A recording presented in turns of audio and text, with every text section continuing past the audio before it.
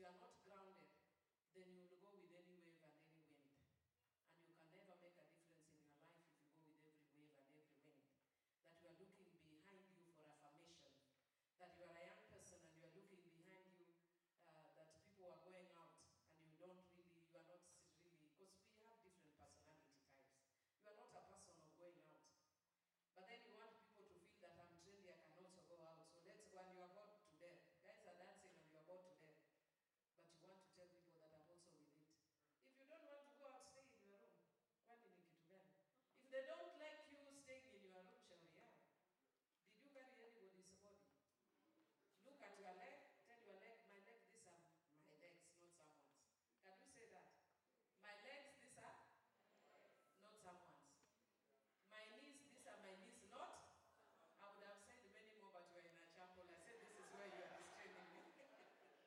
So please, next time don't bring me to a chapel. So that I can tell you everything that is mine.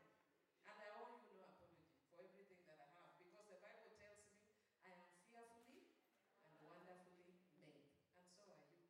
Because I have not seen anywhere in the Bible that it says proviso. But Jane is not fearfully and wonderfully made. Mary is not. Every one of us is fearfully and wonderfully made. And never seek approval for somebody else about what or who you are. Someone else might be light-skinned than you, so they attract people from a distance. But guess who is the star? Lupita Nyuma Sadaka's got midnight, but she's the star. So if it was somebody else,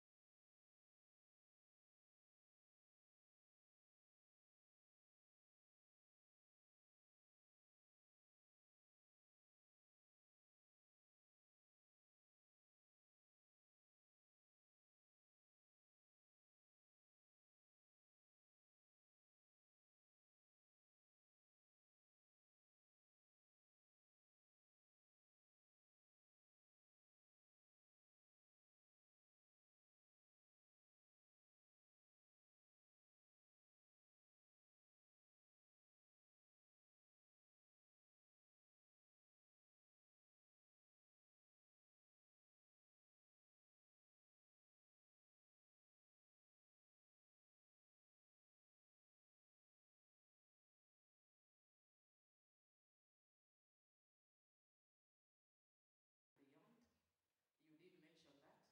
I want to say that first by linking it to my background. I was born in Homa Bay town, small dusty town in Homa Bay, many years ago. And my father died when I was in class 1. My mother had 8 children, and she struggled to raise the 8 of us. And sometimes things were very difficult. She was working and she used to earn very little money. And me nowadays, I'm like, people are saying MPs have 1 million, yeah? But I'm always broke, so I'm like, hey, like in how was my mother managing? Me with my supposed 1 million permanently broke. My mother with the little one raised 8 of us. And sometimes when things were really thick, there was a place in her bedroom where she would go. There was like a desk, I don't know what to call it, a case like this height.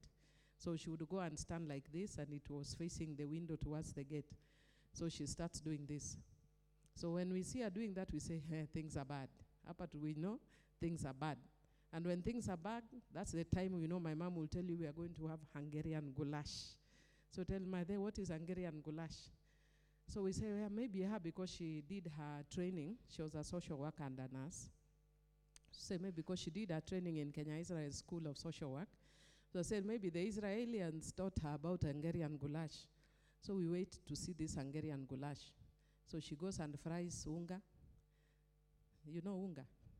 Yeah, unga. She fries, she makes ugali. Then she says, there, Hungarian goulash. So I grew up sometimes eating Hungarian goulash, which is unga na unga. In my constituency, they told me it is called ndugu na dada. Because it is, and some call it ndugu na ndugu, because it is just unga fried and ugali.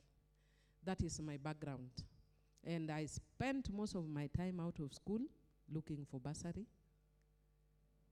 than inside. But I was always very democratic.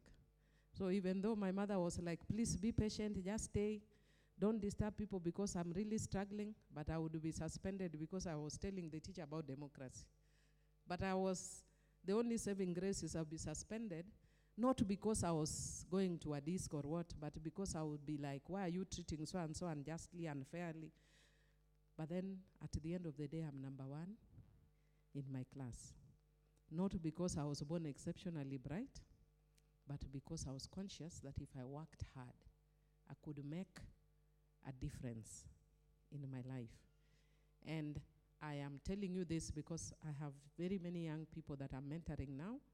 One of them, if we are here today, if she was here today, would have been with her. She was a former president of Masinde Muliro. She was suspended. She's served 2 years. She's back.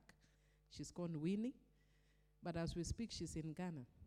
Why? Because I told her to a willing heart, you can go as far as you wish. So don't limit yourself by your circumstances. That you say, oh, she's there, you are looking at me. She's a great leader. Some of them are lucky. If you look at my CV, I went to Limuru Girls. I went to Rangala and then Limuru Girls, then University of Nairobi, then New York University. Then I have some diplomas in other parts of the world, US, Italy, I don't know where. So if you look at my full CV, you'll be like, wow, some people were born lucky. No, we were just born working hard.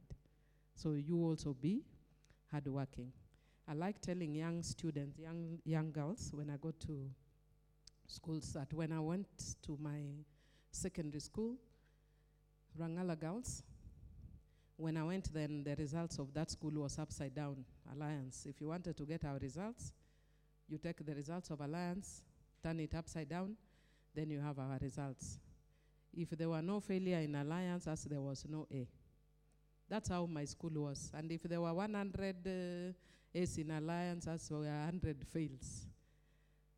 And when I went there, people were talking about one woman that had been there more than 10 years. And they kept saying, there was one woman here called Phoebe Okowa. And she got a first. First is equivalent of an A. And I used her as my benchmark. And I said, if Phoebe Okowa could get an A in this school, what was she made of that I'm not made on? Where she had breasts, don't I have? Or hers were stones. She was just like me. So I used her without knowing her as my benchmark. And I broke that record. And I became the first one who got an A in that school. And I encouraged several others.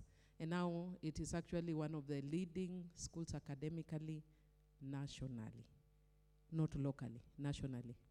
I think about 5 or so years ago, it was number 5 nationally. Yet it was the worst school.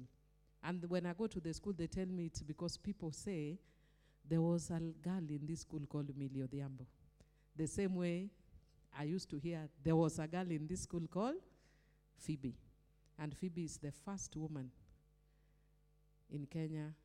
You probably don't know her because she's outside, but she was the first woman to get a PhD in law in Kenya.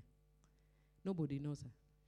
She's just busy outside the country, married somewhere, I think UK or something.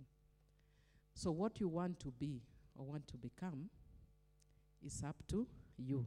And I was giving you an example that in that school that I went, one time, James Orengo came to our school. Orengo was then a very young, handsome man. It's not what you see, the remnant of Orengo. Even the remnant, sio mbaya vile. I always say, I even tell him that it's not the remnant that you see. He was a very young, handsome man when he came to our school. And a lot of the young women in school said, wow, I wish I could marry a man like this. And I said, wow, I wish I could be like that man. He's a senator. I'm a senator. I'm an MP, National Assembly. We are both called parliamentarians. And I served with him in parliament in the same committee. He's a lawyer. I'm a lawyer. We are aging. He's aging. I'm aging. So, eventually, it depends on what you see in a person, on what you aspire to be.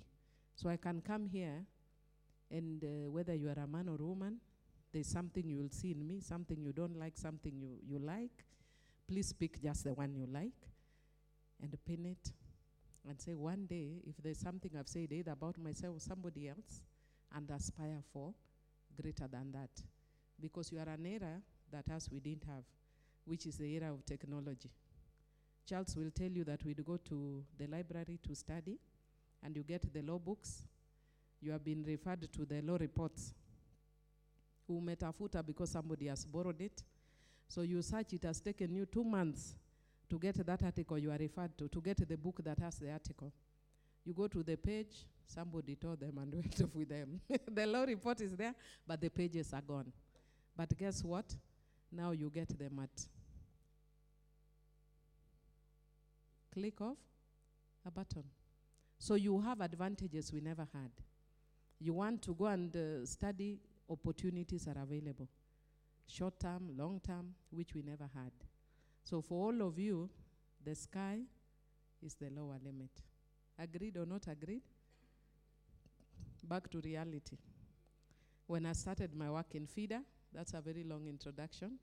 When I started my work in FIDA, a case was brought to me. And the case that was brought to me involved a woman called Agnes Siankoirisa from Kajiado.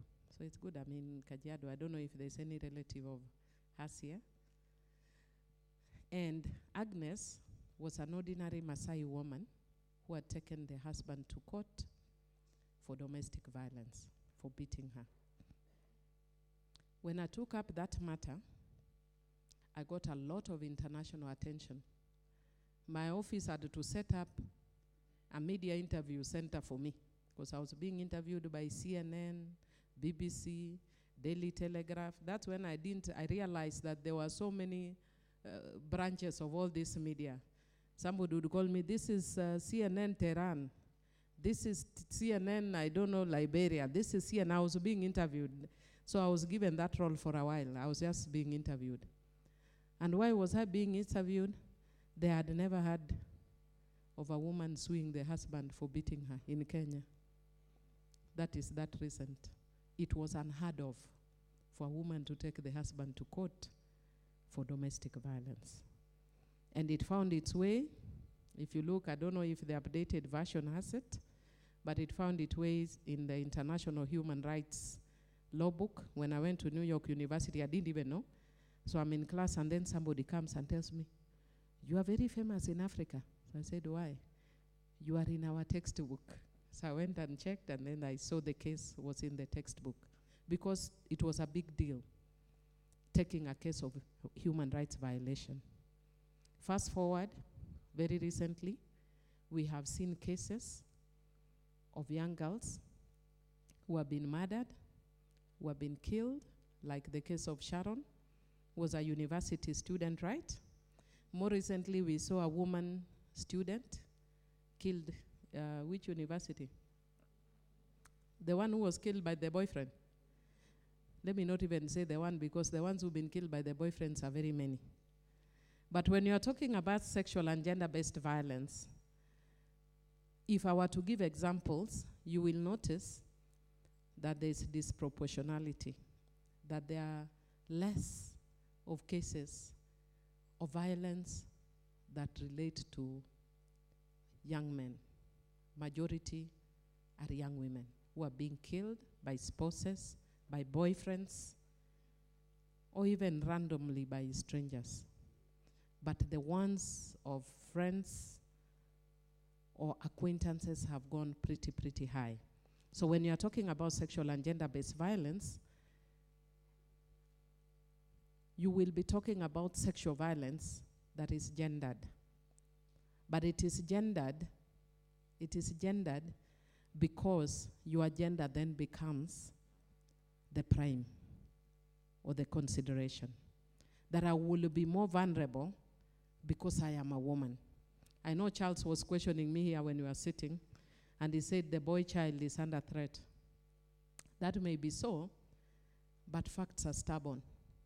If you look at even statistics about even school enrollment and retention rates in the whole country, you will discover that other than central Kenya, in the rest of the country, at admission, the girls would be more than the boys. By the time they are transiting to secondary schools, the girls drop. And why will they be dropping? Because of early marriage, sexual abuse, and stuff like that. Many of them actually, almost 90%, will be dropping because of that. By the time they transit from secondary school to university, it is even lower. So the figures go down as you go. At the higher you go, the cooler it becomes for women, or the less it becomes for women. That does not mean that boys are not violated. But the numbers speak to girls or women being targeted more because they are seen as the weaker sex. And it never stops. You go to parliament, it's the same. You will be targeted, and usually when you are targeted as a woman because of our culture, because of religion. You remember when I came in here, I was telling you, you brought me in the right place, because I'll be careful about what I say around church. We have been socialized to be either good Muslims or good Christians. And guess what? It is mainly women who go to church. I can speak with authority as a member of parliament who attend Harambes. The men wait for Christmas, and during Christmas, these things are not taught. You are taught about the birth of Jesus. Nobody teaches you about peace and love and all that. You are just taught about the birth of Jesus. So because of that, our women are the ones that are taught these values and principles. And our young men who no longer go to church do not learn about these values. So when you go into parliament or any other leadership role, you become targeted on what men know you fear. When I was growing up, our house girls used to tell us stories, traditional stories. And I'm sure it happens in almost every community. I know these days you are missing out on folklore, as we were lucky. In our days, there was a lot of folklore that we were told. Or even if you are not told, you'll read them in literature. And in each of the folklore, there was an ogre that you'll be told, if you go out in the night, it will eat you. But it had no shape, nor sign. Nobody had seen it or knew how it looked like. But it was something that would always eat you. In my language, it is called koko. Now, the men use that koko for women. And that koko they use for women is sex. That we are using sex as a tool to threaten, intimidate, and cause fear in women. If I want you to be my girlfriend and you refuse, I will slut shame you. We are a liar. Sijui she's what. Then I know, especially some of our young, not even young, even old men. Recently, I was in a trip with some of my male MPs. Then they started talking, and they were talking about women members of parliament. So to bring you on their side, they start, of course, by praising you, and they say, no, you are good. You are not like them.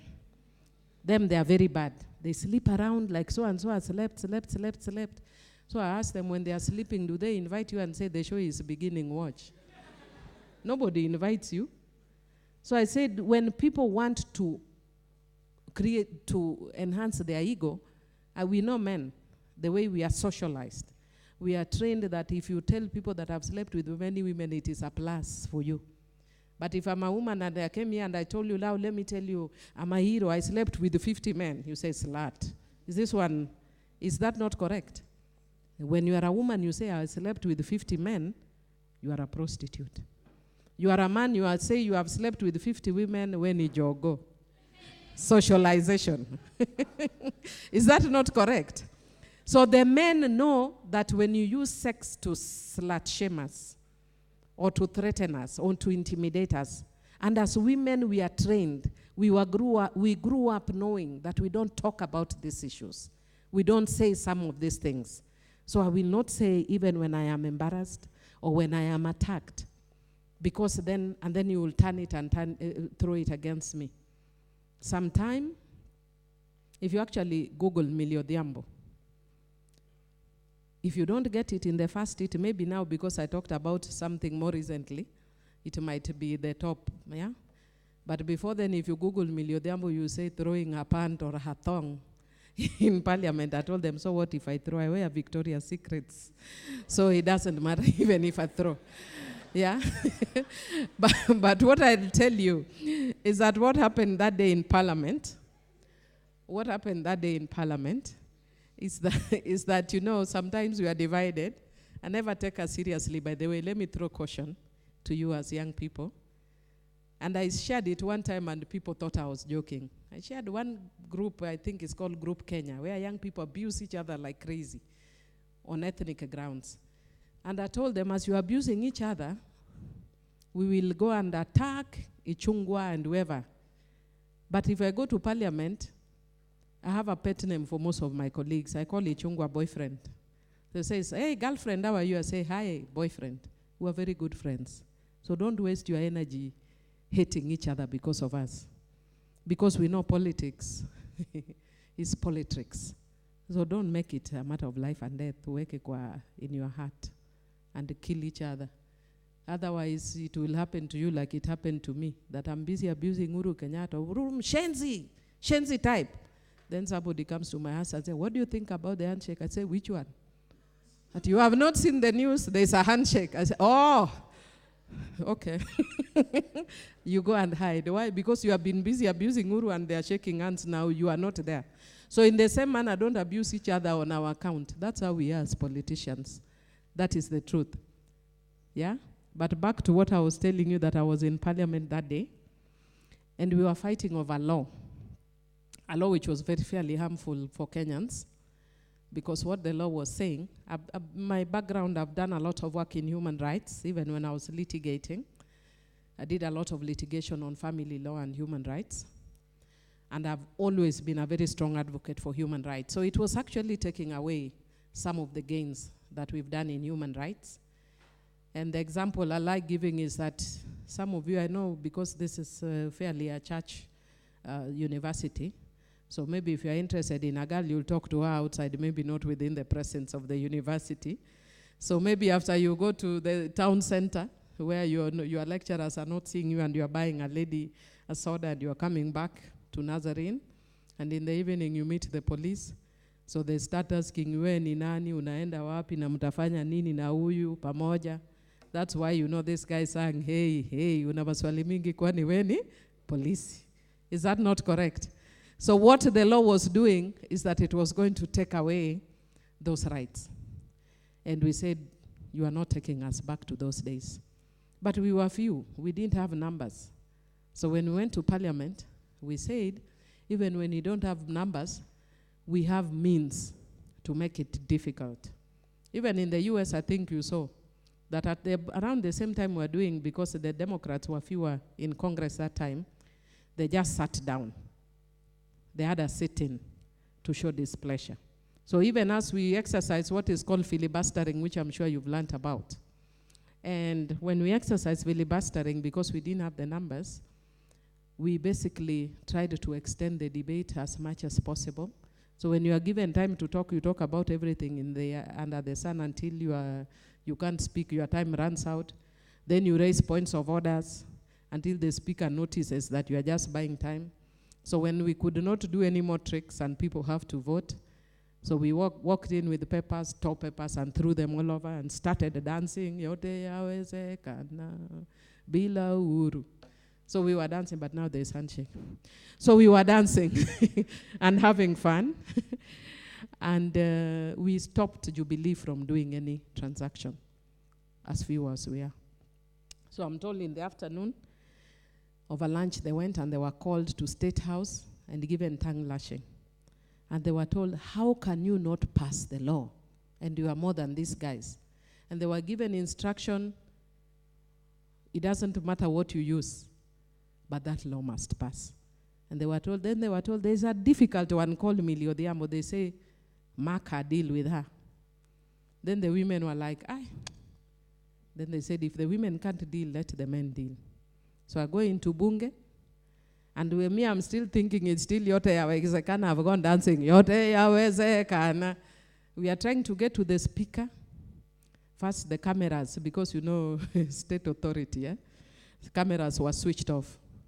So now nobody knows what's going on. Wacha nikwambiwe, we were beaten thoroughly. We were beaten thoroughly. Then after being beaten, I was just seeing people with their glasses, kinajakoyo glasses, huko, nini. People were beaten thoroughly. But now, because me am a kichwa ngumu, I said, I am reaching that speaker whether they like it or not. And I was very fully endowed. So I said, because if I tried going front, they were pushing me back.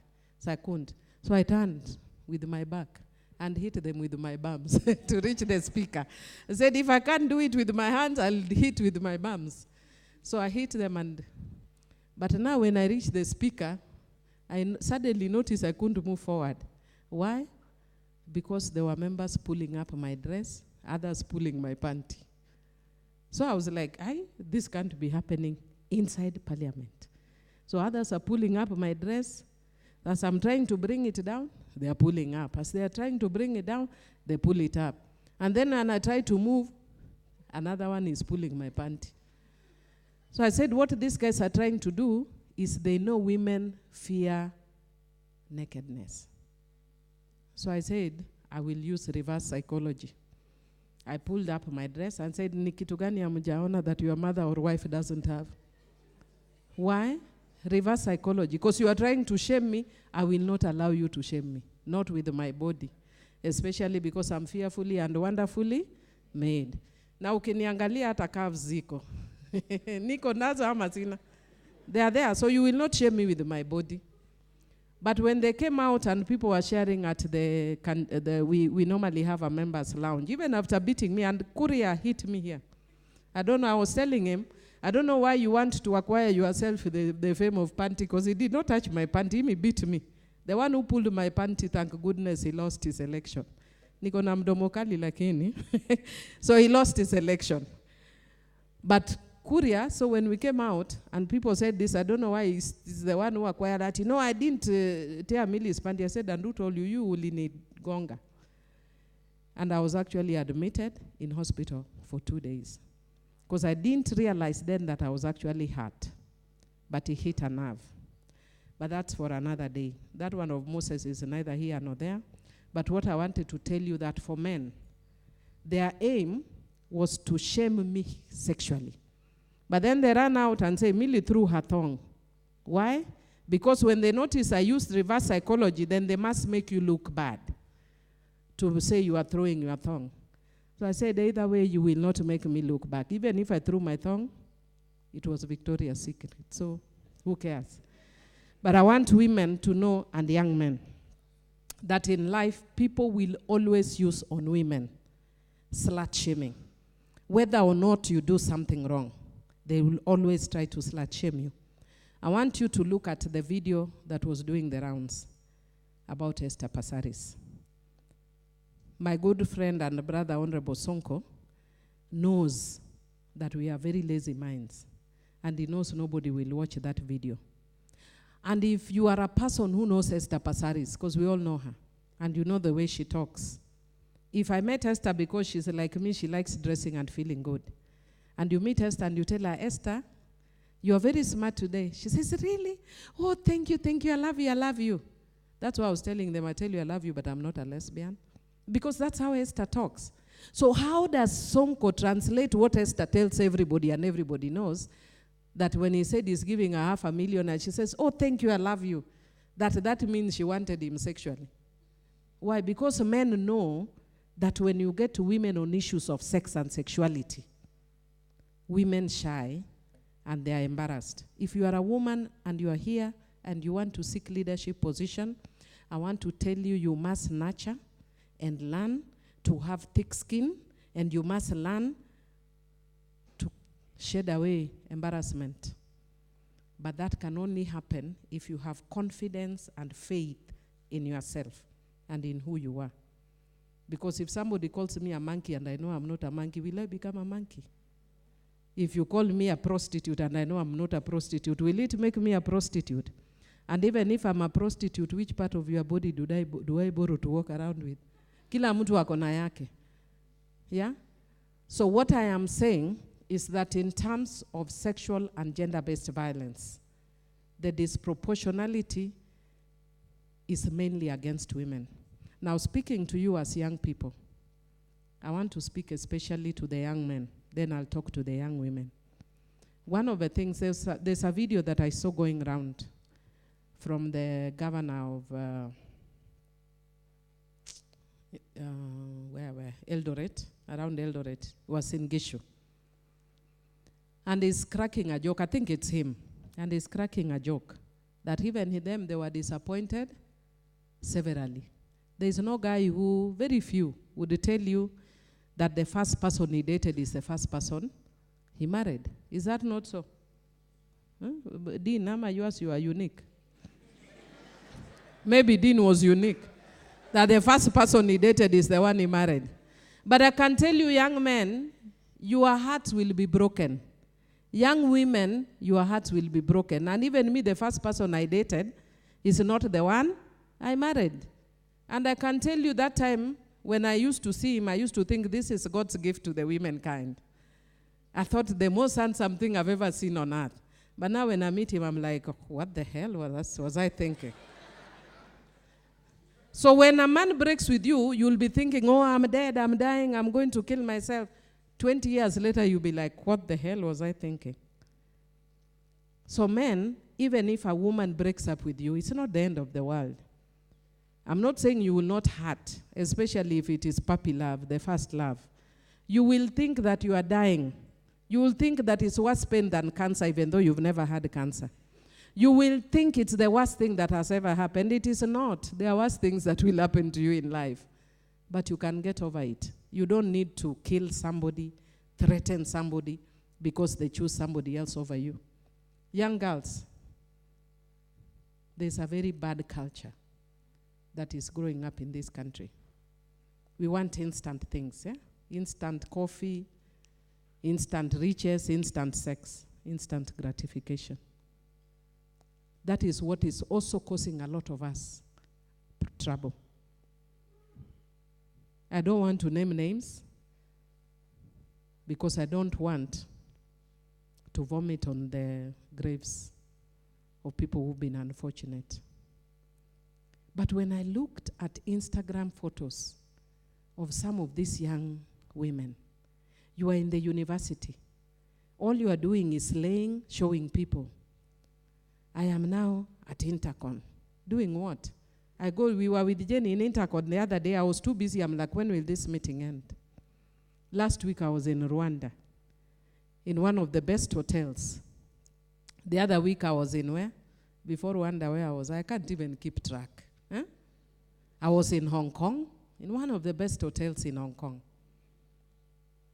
And I have been to more than 50 countries, usually in the best hotels. Why? I'm not the daughter of Uhuru Kenyatta or Raila Odinga.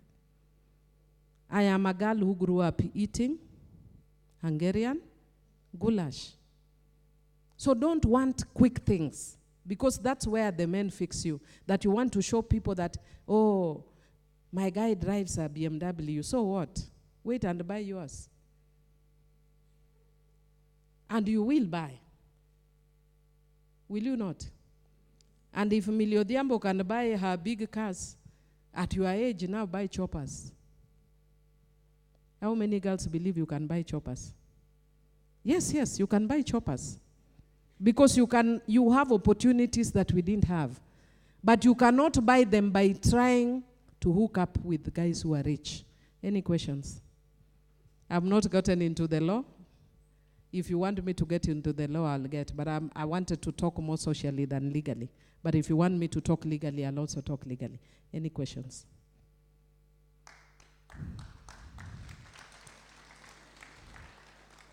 We have no questions, yes?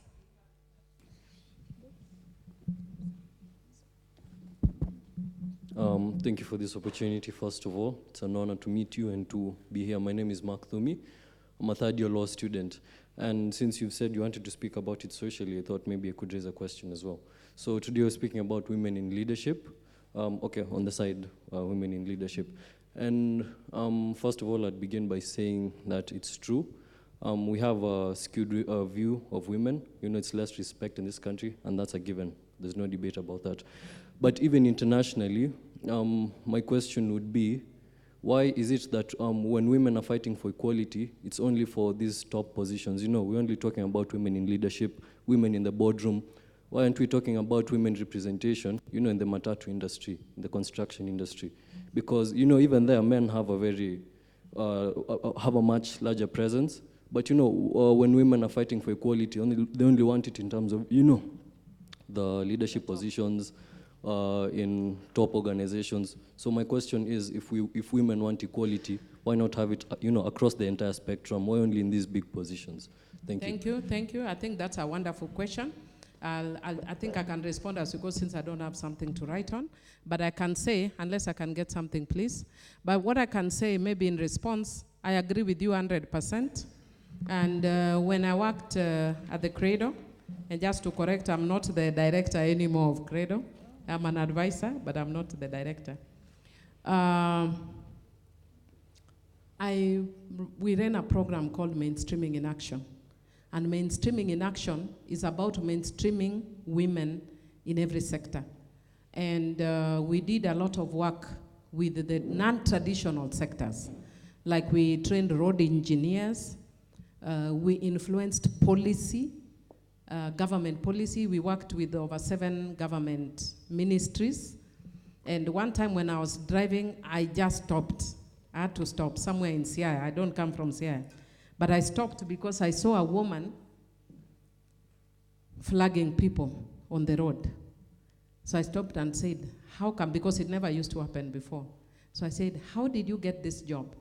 And she said it was advertised by the chief, that it is a new government policy. And I was so thrilled because that was our program. It was called Roots 2000, but it is now mainstreamed in a lot of government programs that we want women in every sector, in engineering, in roads, in every sector. We may not already get them at the top in those sectors because, for instance, in roads is where in construction is now when you see a few women even driving tractors. It was not there before. But we said, let us start, because they were telling us, how do you expect women? And we said, give them even these jobs of just flagging. And that's how they started. They are flagging, then now they're on tractors, and then now engineers. So we are trying to mainstream women in every sector. So I agree with you 100%. It is difficult, but we are trying. Next question. Sorry, you already have it. Yes. So thank you. I'm Simon Peter, first year, Simon Peter. I know you guys are, this is an American university, but I need to get the accent. Mine is still influenced by Homa Bay. Yes. So I'm Simon Peter, first year law student. Yes. My question is inspired by an article I read before this session, and states that Millie Odhiambo started a fight against men in parliament, which was pursuant to the attack to Pasaris by Honorable Sonko. And my question is, do you really believe that fighting men is the best solution to these wars which are facing the women in the country and in leadership? Thank you. Thank you. Yeah, I have a question. So when I was teaching in the University of Nairobi, my students, the class ends at 8. And you know, some people come from far-flung areas, risky places. So I found that a lot of the students, the girls, especially because of those time, boys will volunteer to walk them. So a boy who is going that way will walk all the way downtown, escorting this girl. as a result of patriarchy, because they feel I'm a defender, I'm a man, and maybe there's a hope for a date, which never materialized anyway. So I look at that and I'm saying, but women are benefiting from this patriarchy. I mean, here is a case where this sister is walked, all the way there is security for her, because the men feel, as a man, I need to walk this lady. So is it all doomed that this patriarchy is only working for men, or sometime it works for women? When my mother in the village have a quarrel with a neighbor, she will say, you will know I have given birth to men. Is she not taking advantage of patriarchy? Thank you, thank you. That's good. Thank you very much, Mheshimiwa. Let me begin by appreciating what you're doing. Some of the men who admire what you're doing, because I remember I'm also reminded of a statement which was made by, I think, Lady Justice Hale, Supreme Court, United Kingdom, urging women who are actually in leadership to take up the role in mentoring other women. And she actually said that there's a special place in hell for women who don't help other women. But having said that, there has also been skepticism towards the argument that women can make a difference, and especially given the fact that women are as different from one another as men. I don't know what you've got to say about that. Thank you. I'm Dominic Onderi Nyabuta. Thank you, Madam Millie, Honorable Millie. I'm your good supporter, and I think we'll be meeting in March forums. Madam, recently, Honorable Mwende Mwinzi, who was born and brought up in the US, she's a citizen, a USA citizen by birth. She recently came to Kenya only for her to be shortlisted to become a Kenyan ambassador to South Korea. During her vetting in Parliament, that was on the 7th of June this year, you clearly stated that you support her nomination because she was a lady, though you didn't know her. Madam, are we not killing jobs meant for the Kenyan-born ladies if you do support her just because she's a lady? Why should we not even endorse these Kenyan-born citizens if we're truly fighting for these ladies born in Kenya? And then lastly, on the 7th of June this year, you clearly stated that you are still in discussion with your husband, who is a Zimbabwean, from Zimbabwe, to allow you to have the second and third husband. Are we not killing the African cultural heritage? If we are fighting this sexual violence for ladies, are we not killing our African cultural heritage? I think for ladies, let's all say she's a good leader, she's a good role model. Let's also fight to have the qualities that Mekatilili Wamenza had, Wangari Maathai, and the great Mdoni, who was a female vocal Mau Mau fighter. Thank you. Thank you. My name is Benson Otieno. Thank you, Mama. I also come from Homa Bay. So this is my question. According to me, I view that men were privileged at creation. Men were privileged at creation. And the fight that you people are putting forth is making these women to become very lazy, to take care of themselves. So they know there is somebody somewhere making a lot of noise, so maybe. So women were already not favored at creation. So I'm really waiting to see or to hear what you have on the legal part of it, because socially, it's something which we cannot rebut. It's something we cannot challenge. Thank you. Okay, can I take up to that, then I'll take more? No, is there any woman who wants to ask? Please, let me give you. And don't fear, when you are a woman, don't fear even if you want to ask as though you are a man. You understand what I'm saying? Don't fear even if you're asking as though you are supporting men. Thank you so much for this opportunity. I'd like for you to talk about rape in marriage, because is there any law that talks about that? Because sometimes the law actually says that sex between people who are married, it's not rape, but sometimes it's actually rape because sometimes he don't want to, and maybe he wants to, and he doesn't. Okay, can I take up to that, then I'll take some more. And I'll try to be quick. Can I get an indication if there's people who still want to ask? So then let me be quick in responding. First, let me say the first question. Samuel, I think, was asking Samuel Peter, is fighting men the best solution, and giving the example of Esther Passaris.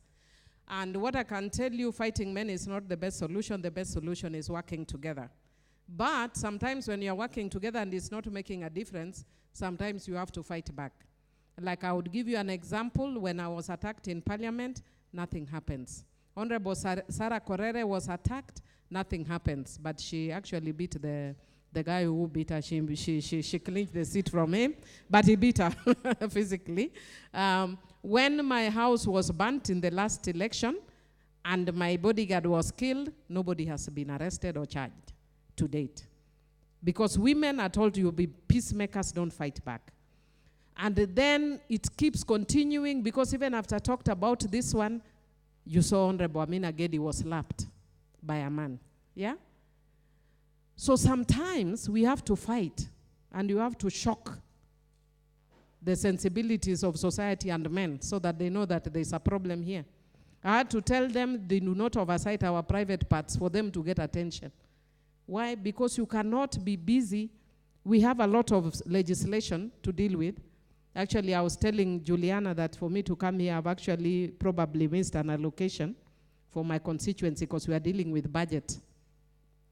But what are you preoccupied with as a man? If I walk in, you will probably be saying, point of order, Mr. Speaker. Is that dress of Honorable Millie not too tight? What are you looking at? My buttocks. You are not elected to oversight my private parts.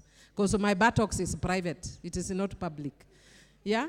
So sometimes we have to fight in order for you to know what you are doing is wrong.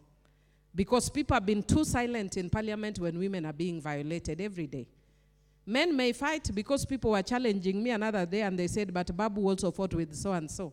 And I'll go back to the issue that I think it's the dean or somebody else has asked, that there's one thing that I cannot challenge.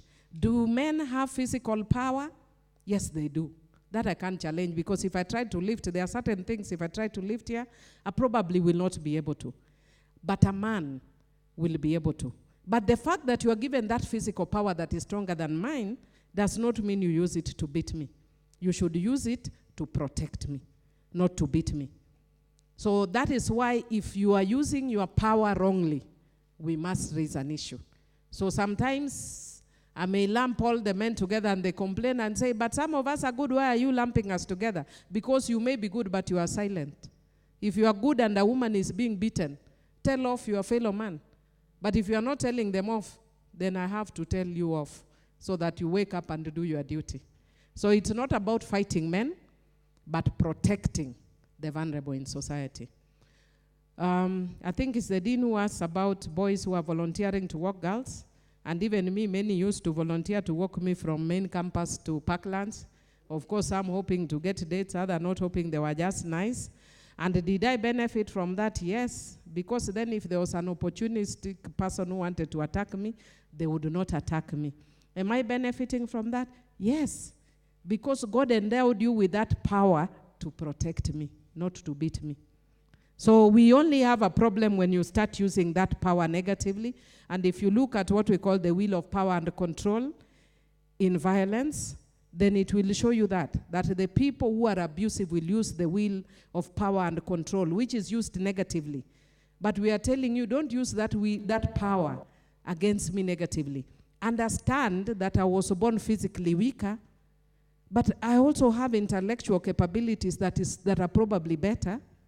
I don't know if it is. Sometimes science says you are better, sometimes it doesn't. But what I can tell you for a fact, not speaking for myself because I'm kind of wired like a man, but women multitask, men can't. Me, I can't. I don't have that capability. But a lot of women will be carrying a child who is crying on her back, and she's trying to wash the child while cooking, and something has fallen on the floor. She's cleaning. Try telling a man to do that. Until a man had to write a book called What Husbands Wish, What Wives Wish the Husbands Knew About Women. Why? Because a man was left with the children for one day. He was admitted in hospital.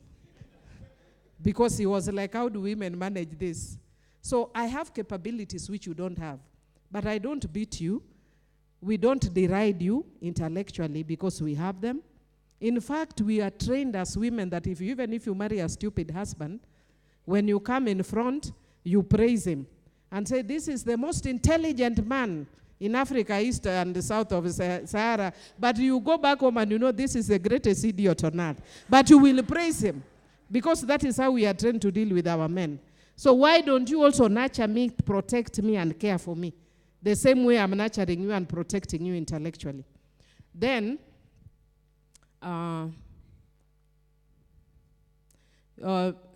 there's a question about there's a place in hell for women who do not help others. And are women the same, yeah? And what I can tell you, because I work a lot with women, and I have worked to increase the numbers, sometimes we face a challenge, even as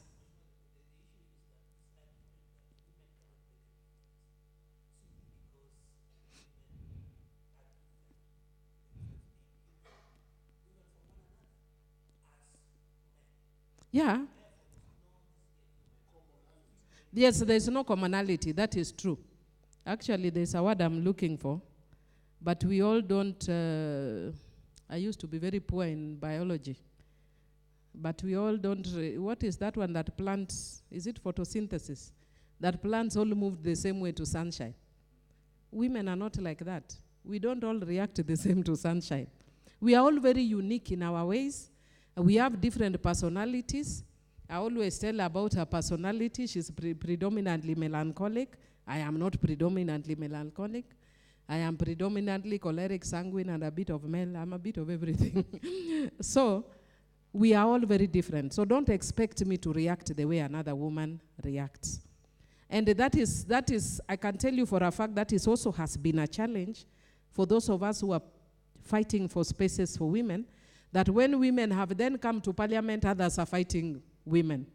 And it took me a while to deal with it. Because I'm like, how can I be fighting to bring you and then you start fighting me? Then I said, no, it's normal. This is a choleric woman fighting another choleric woman. It is normal. But what we are fighting for is not for women to be greater than men. We are fighting for equality and at the very least equity. And equity is 1/3, equality is 50. So we are saying a society is wrong or is problematic, or even Obama said it, where half of the population is excluded. And half of the population, actually more than half of the population is women. But they're excluded in decision making. So we are saying, let us have more women in decision making.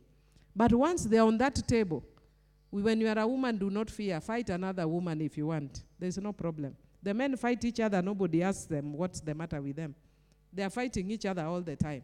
Uhuru fought Raila. Now their brothers have shaken hands. Even us will fight as women and we'll shake hands. It's normal. Somebody asked me about Mwende Menzi, and the issue I raised in Bunge. Who is it who asked? Or Dominic, yeah? And what I can tell you is you've just given portions of what I said. I even cited the law. And there I spoke as a lawyer. And I said, give her a chance and let the court interpret. Because she had a leeway. And for your information, she was not a person just staying in the US and then she came. She's been in Kenya. She was even supporting Jubilee. She even vied. At that point, why were we not saying she's American? She's American now because she wants a job. And as we speak, there are members of parliament who have dual citizenship. Male members of parliament who have dual citizenship. So what I was saying is I don't like double standards. That when it comes to women, then suddenly she has dual citizenship. And I don't know her. She only called me after that to say thank you. And I had every reason to attack her because she was not in my party. She was in Jubilee. But I didn't like the fact that at the same time, in that same list, there was a man that everybody in parliament knows is corrupt. And he was on that list. But because I sit sort of by the pathway where everybody passes, so every man passes and greets me and they say, "Hi, Mheshimiwa, this man is corrupt. Talk about him so that we remove him." I say, if he's corrupt, talk about him. Why am I the one to talk about a corrupt man? Talk about him.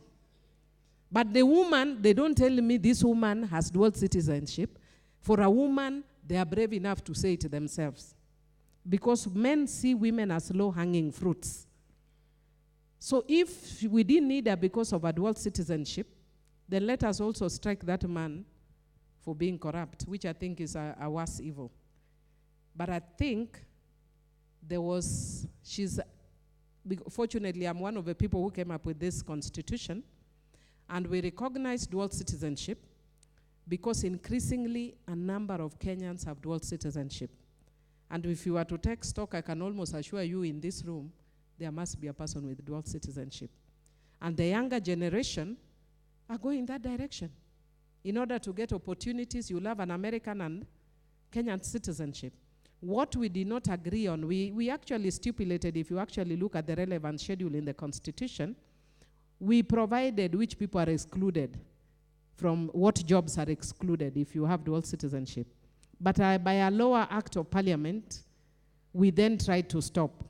So really, she has a choice. She can go to court and challenge that act as discriminating or whatever.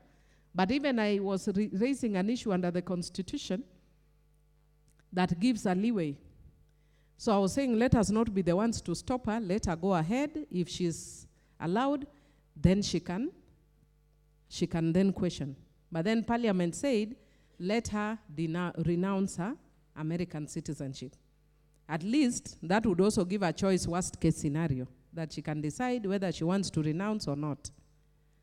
But what I didn't like is double standards. Whenever it comes to women, there's always double standards. We see their sin more than we see the sin of men. I think that's why Dolly Parton sang one time, "My mistakes are not worse than yours just because I am a woman." Yeah. So even them, they saw it those days. And you also asked me about second and third husbands. I did literature.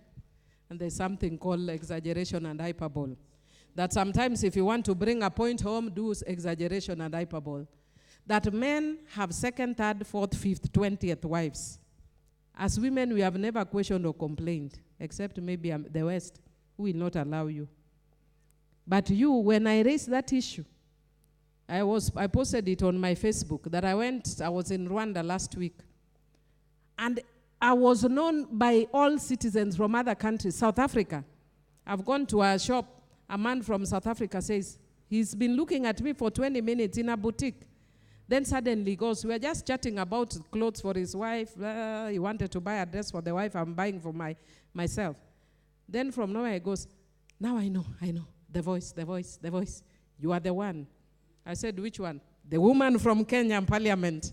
The one who wants women to marry two, the men to marry two, women to marry two husbands. It is South Africa, Rwanda, even in Rwanda, Tanzania, Uganda, everybody knows about it. Why? Because I challenge the norm that women cannot marry more than one man. Why do you find it weird when you guys marry 20 women? Why don't you just let me marry the second and the third? Tujaribu tuone. Why? Maybe a man can tell me, why do you find it outrageous? Why is it outrageous for you as men? Sometimes you need to shock people. That's shock therapy. Because for you, if it is okay for you to have 20, why is it wrong for me to have 2? You are human, I am human. Yeah? I wanted them to know the contradictions. That you judge us too harshly when we have given you too much leeway. Yeah? And then I'm glad you raised the examples you gave. Why can't we, women who are in parliament, be like Wangari Maathai? When Wangari Maathai was in parliament, she was called a divorcee and a prostitute. When Millie Odhiambo is there, she's called outrageous and mental. A woman who is vocal like me will come after, she will be called a name. And she will be told at that time, why can't you be like Millie Odhiambo? While we are current, we have names. So it's not that. And Mekatilili Wamensa, she was always told that she was too much. The men didn't like her because she was misusing her power. But in history, we don't hear of a man who was misusing his power. You only focus on women. When a woman is strong, men can't handle it. Even when I'm not strong, when I'm just exercising my leadership skills, you are used to me courtesying. That when I go to parliament, men want me to serve them tea. Yeah? But I'm the member of parliament for Suba North. But if you have tea, they say, please serve me, Mweshimiwa. If I'm in a good mood, I will serve you. But it's not a must. Just the way if I'm in a good mood, I will serve Jane. But I will not serve you because I'm a woman. It's those notions that we must challenge, that we call African, but we survive. There's a very good friend of mine who now lives in the US. And she used to work, she's Kenyan and the husband is Kenyan. And they used to work with the ministries in Kenya. And she was telling me that because times were very tough, so sometimes she would make food, and she tells the husband, so that we can save money, let us meet at Uhuru Park and eat. Then the husband told her, are you mad? Me, I come to Uhuru Park to come and eat food that you've cooked. This woman, is she mad? And he would not come. But he made food for him to eat because it was demeaning him before society. He's in the US, he cooks. Because if you don't cook in the US, you'll go hungry. Your wife works, you work. If you don't work, she doesn't work. Nobody paying rent. So he has to work, you work. When you come to the house, there's nobody to cook, he cooks. When I visit him, he cooks ugali, and I eat. But when he was in Kenya, he could not go to Uhuru Park to eat the food the wife had cooked. So culture is dynamic, and what we call African is not necessarily African, because those Americans, African Americans, are as Africans as we come. Men are privileged at creation, making women lazy. I'm glad because creation, I'm taking it. Who asked the question? Yes, thank you. I take it you are making reference to the Bible, right? Yeah. The men were privileged because of physical power. But if you go back to the same Bible, it tells you, wives, submit to your husbands. And I always tell women, because of that, please submit. If you are here and you are listening to me, please submit, because it's biblical, especially if you are Christian. And submit, even if that submit means kneeling, submit. But the Bible also tells the husband, love your wife even as Christ loved the church. What did he do? He washed the feet of the church. I will kneel, but wash my feet. It is two-way. It is two-way. So don't always make it about women. The same Bible you are referring to talks about Christ kneeling, serving, and washing the feet. So I will submit, but love me as Christ loved the church. And the best sacrifice he gave the church, he died on the cross. If you love me to the point that you can die for me on the cross, I swear, even if you tell me to crawl when you are coming, I will crawl. But first, be willing to die. Men, are you here?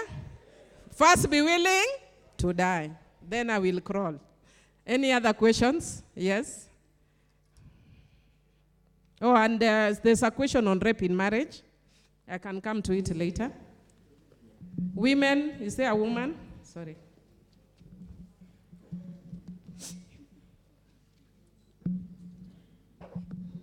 Thank you once again. So, Mark Thumi, thank you for this opportunity. And okay, first of all, I'd like to begin by saying that I like how you're taking the feminist argument. You're using a very level head. You're expressing views for both ends. And my question is, it goes in line with what Mr. Rogers was asking. In that, in terms of women and their own differences themselves, like we saw Martha Karua vying for presidency in, I think it was in 2013. She has a proven track record. She's educated. She's held, she's experienced. Women are 51% of the country's population, which means if women wanted a woman president or women in leadership necessarily, they would have already done it. So the fact that a woman vied, and even for these MP positions, even in my county, I'm from Uasin Gishu, we had, I think it was Kamar, she was vying for governorship. Women are still the majority there. So, and women are not voting women in. So my question is, first of all, do you think that women themselves, they're their own worst enemies because you have the numbers and you won't vote yourselves in? And then secondly, even with the matter of Ivy Wangeshi, the one who was hacked to death in Eldoret, women were some of the people who are sharing memes about her being hacked to death. And you see, so women are making fun about what is called domestic abuse. When someone is hacked to death in the Eldoret CBD, women are the ones sharing the memes. And yeah, I think that's it for now. So my questions are, are women their own worst enemies? And secondly, women have the power to take control, but they will not. So what does that say about this? Oh, I've remembered. Lastly, this is the question. Yes, it's come back to me. You see, the Western idea of feminism, the one that's spreading now, is exactly what we're speaking about here. I myself am not a feminist. Proudly, I am not a feminist. What I believe in is equality. But what, especially the Western women, what they're fighting for is superiority over men now. So that you even girls here, sometimes you're conversing with them, they tell you they don't want to get married. They'd rather just have kids outside marriage. If a man can do it, I can do it, And these are the arguments I'm saying. We should be working together. We need each other. Men need women just as much as women need each other. But the idea of feminism that's cropping up in the 21st century is female superiority. So could you maybe address that as well? Thank you. Question? There. Yeah. Oh, you're waiting for. Thank you for this opportunity. I'm Tabitha, fourth-year law student, of course. Yeah. I'm so honored to be in a congregation with you. So my question is, historically, women were not allowed to come out and speak about their issues, their family issues, if they are being battered, if they are being abused. To what extent, in your own opinion, are these laws protecting women against violence? To what extent are they adequate? Thank you. I'm Sharon, and mine is a bit personal. How do you handle marriage, family, career, and specifically, how does your husband handle you?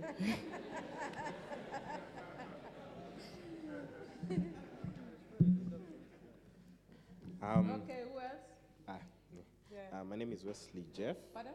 My name is Wesley Jeff. I am Wesley Jeff. Okay. Yes. So I have a question. And before I ask my question, I would like to tell you that not all men share the same issues that most do. Some of us, we have a different line of thinking. And this, personally, for me, is mainly brought about because I am brought up by a single mother. So whether or not you want to accept it, you will learn a few things about women and how you can respect them. But it does not mean we do not see the double standard in society. So my question is related to double standards in a way, and it's in two ways. It's socially and legally. So looking at these high-profile cases based in regards to violence against women and deaths of women, they are mostly materialistic and property and investment based. Like a man is left, he has invested a lot, maybe in paying the girl's school fees, buying her stuff, and he's left. Now, socially, should we teach the younger generation, now us, as the potential parents of the future, should we culture our daughters not to take handouts, not to accept these olive branches that later end up putting them in situations that make the men they are dealing with feel entitled to them? That is the social aspect of the question. And the legal aspect is, would an introduction of a legality provision that allows persons, in this case men, to recover their investments in relationship benefit the society in terms of, benefit the society in terms of reduction of gender-based violence and deaths of women in relationships? Now, before you answer that question, your Honorable Millie, I would like to explain a little what I mean. You find that people lose their assets in these relationships. The legal part of this question is meant to address, if I have invested a lady's school fees into the excess of, say, 1 million, which is money I have worked for, if I have invested this money, if there was a provision in law that would allow this person to give me back my money, don't you think it would reduce the cases that I am forced to react on this woman because there is no way to recover my assets? Yeah, now, so I think in one way or the other, I'm open to correction, I'm open to discussion on the issue, but I think it would help in a way. So I would like that question answered socially and both legally. Oh, thank you. By default, I wasn't going to ask a question. I'll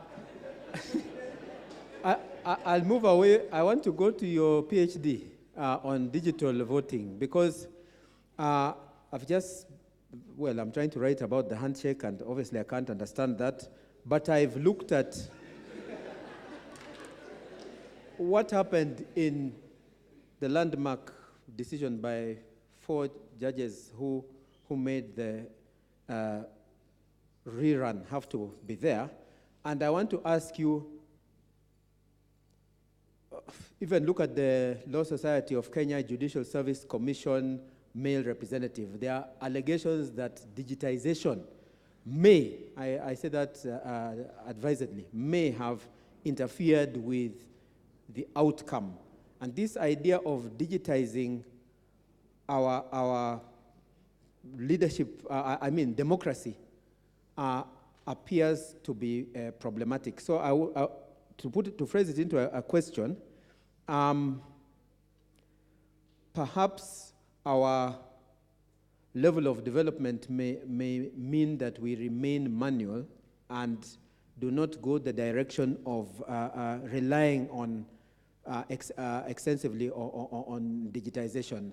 And this extends, to make it into a problem, this has extended to professional people, because as lawyers, we are professional people. You don't expect me to think of going to vote 3 times. Even if I may favor a particular candidate, I should be above that. And there appears to be, therefore, in our society, an extent to which our leaders cannot, we don't have, with the opening point you opened, you said that you have to have some moral values and some way that you are trying to make your society better. Whichever gender you are, or whoever you are as an individual, if you are going to stand as a leader, and that's what I can say I admire about your politics. You take a position and you stand for something. It's not like, I believe I saw you rejected 5,000 shilling bribe on the somewhere, an MP to stand for a political position, and that is what I think we see lacking in our politics, either gender. In other words, I'm trying to say that capitalism and what some people are calling state capture by money appears to have invaded our societies to such an extent that nobody is rising above it.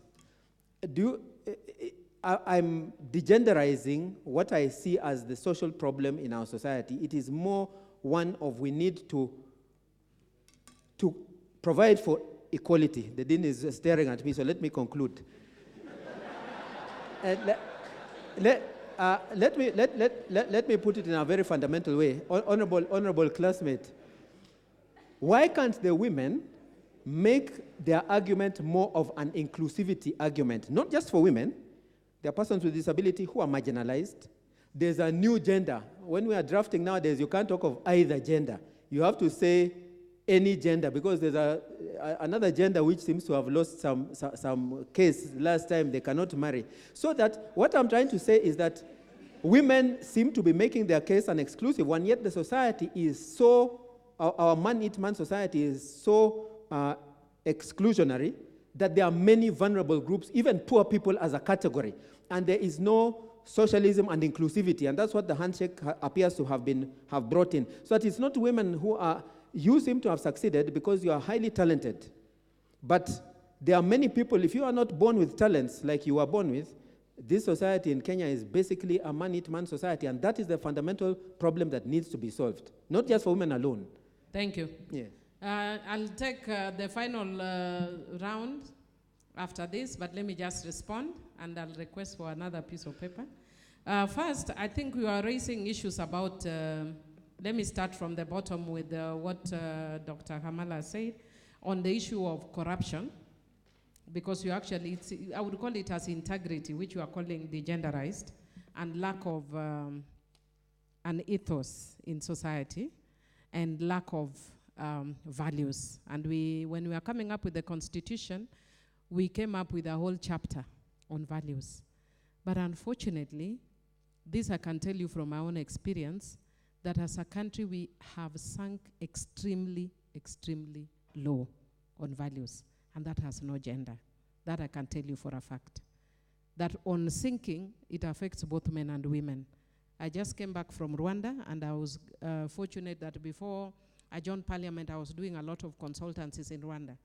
Just the year before I came, I joined Parliament. And so I was in Rwanda almost every other month. I was very frequent in Rwanda. And they were reconstructing after the war, after the civil war, and the place was pathetic. Then, thank goodness, I took about 10 years after my election to go back there. And Jane was telling me she passed there, and I was like, every time I go there, I'm like, wow, this is what happens when there is vision. This is what happens when there is a leader that is visionary. And that affects all the leadership in Kenya, right from Uhuru Kenyatta to myself to below, that we are very visionless. That is a fact. And it affects every Kenyan, that we are very visionless as a country. That is a fact. In Rwanda, you are walking in the CBD, you will not see a tiny piece of paper. It's as simple as that. Nobody throws a piece of paper outside. I always tell my team that I'm very conscious about the environment. So they've learned a language from me, that sometimes when we're in the village, I throw something. Then they tell me, but why are you throwing, and you've told us you are preserving? Then I say it's biodegradable. So the other day I caught somebody throwing something not biodegradable and said, why are you throwing? They say biodegradable.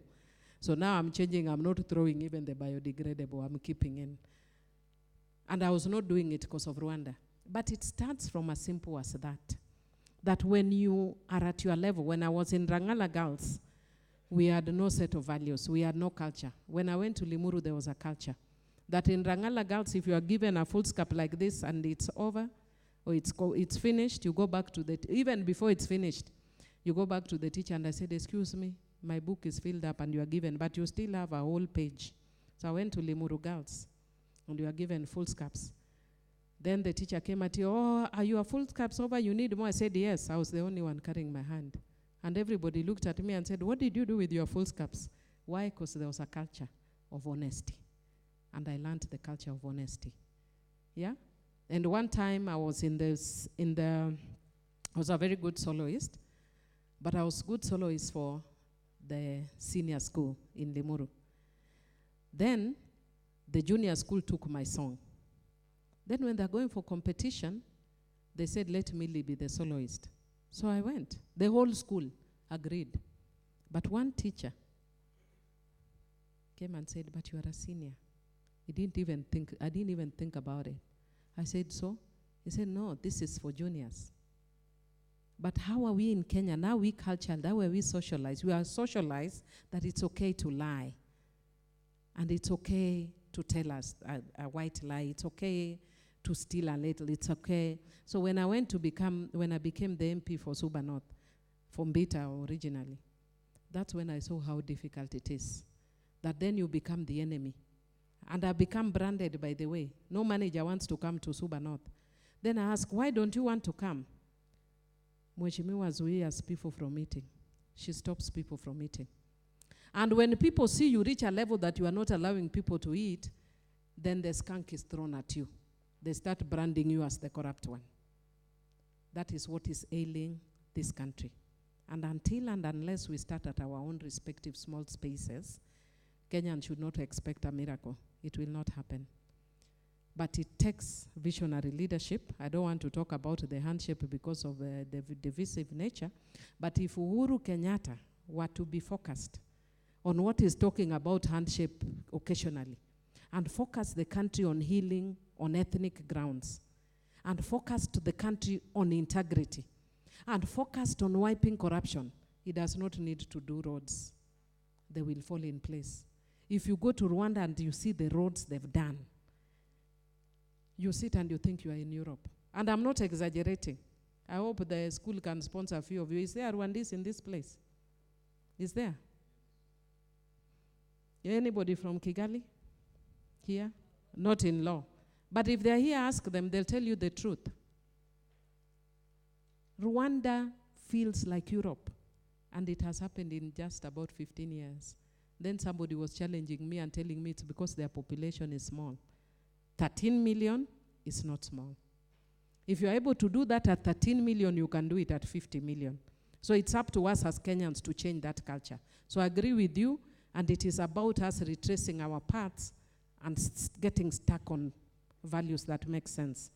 On the digital issue, again, it goes to the same thing. And I've told you I want to write about it. So it's currently, that's why it's a thesis anyway, that one of the things I noticed, and I've done a lot of observer missions in other countries, Ghana, Zambia, and others.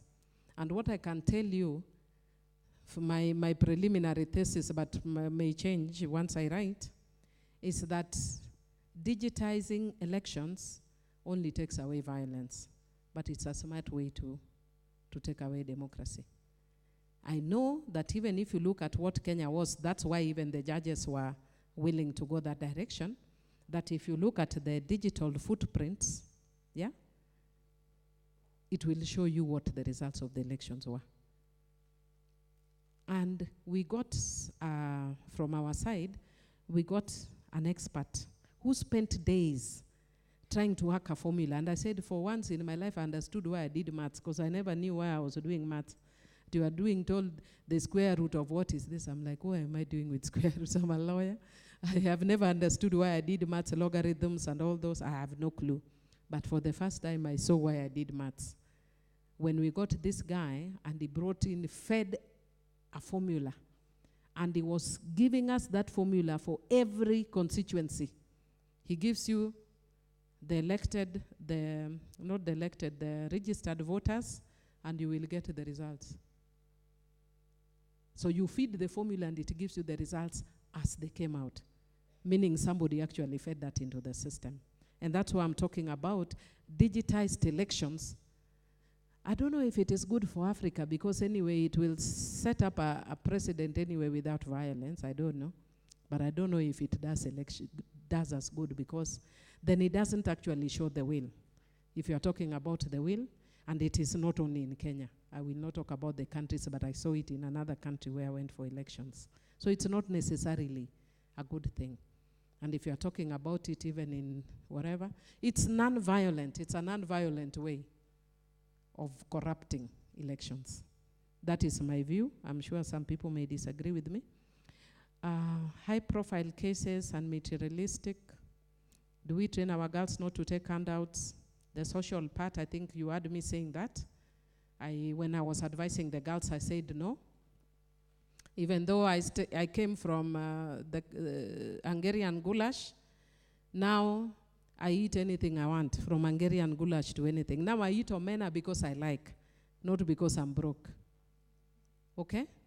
But I eat anything I like because I can afford it. And I can do that Hungarian goulash because I like, not because I can afford it. And girls, if you are patient enough, you can afford what you want. You do not need to compromise yourself with men who will then hold you at ransom. So do we need to train our girls? Yes. But we must also train our boys, because people are not saying it's just that the girls are not killing the men. When I came back from New York, I had a program that was paying me in dollars. And I think 1 or 2 people in the bank got to know. Then suddenly I'm getting a call from a very young man. And I'm like, why is this young man calling me? Because I'm being paid in dollars. And even in parliament now, some people are calling it, because I chat with people very freely on my Facebook. So somebody inboxes me and says, hey, Mheshimiwa, you are cute. What is their profile? I'm like, who the hell is this who is brave enough to tell me you are cute? Profile, student, Nazarene University. I'm not saying it's a student at Nazarene, but that age, essentially. Hello, hello? Yeah, because even the young man thinks it's quick. An MP has money. If then with all manner of theories, how older women like young men. We don't like young men. Go and look for your age. Yeah?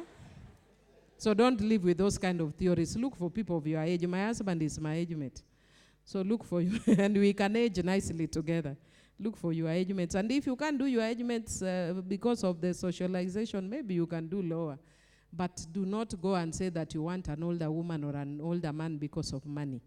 Money never makes any relationships. It's very short, it's very temporary, and always turns out badly.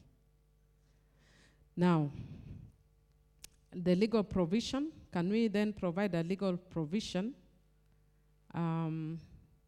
that would allow men to recover? It may also then require women to recover. It would be both ways. But I think the best thing is to invest in training men not to be naive.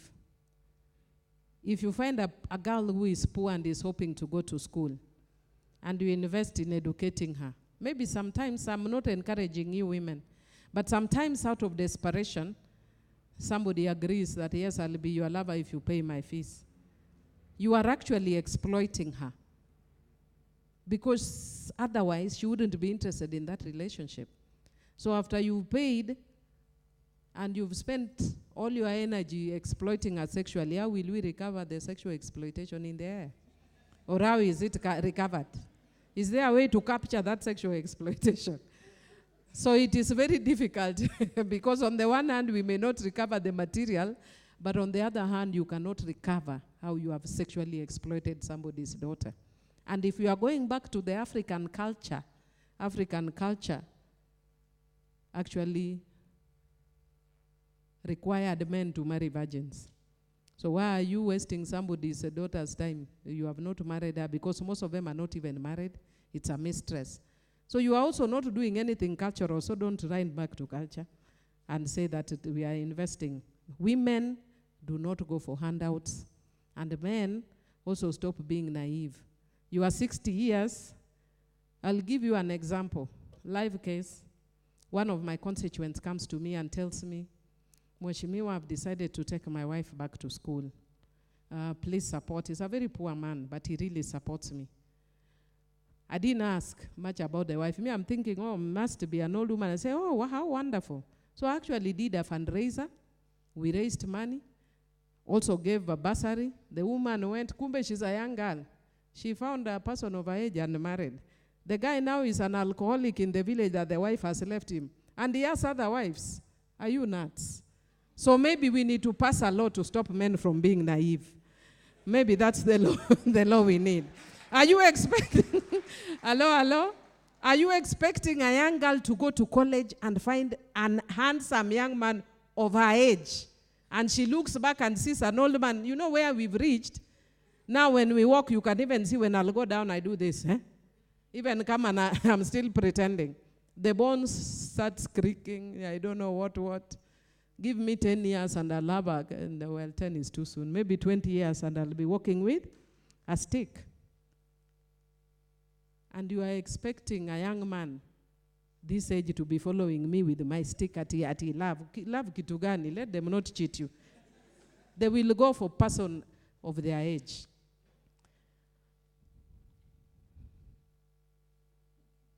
Tabitha, the culture of people not talking. I don't know what context you asked it.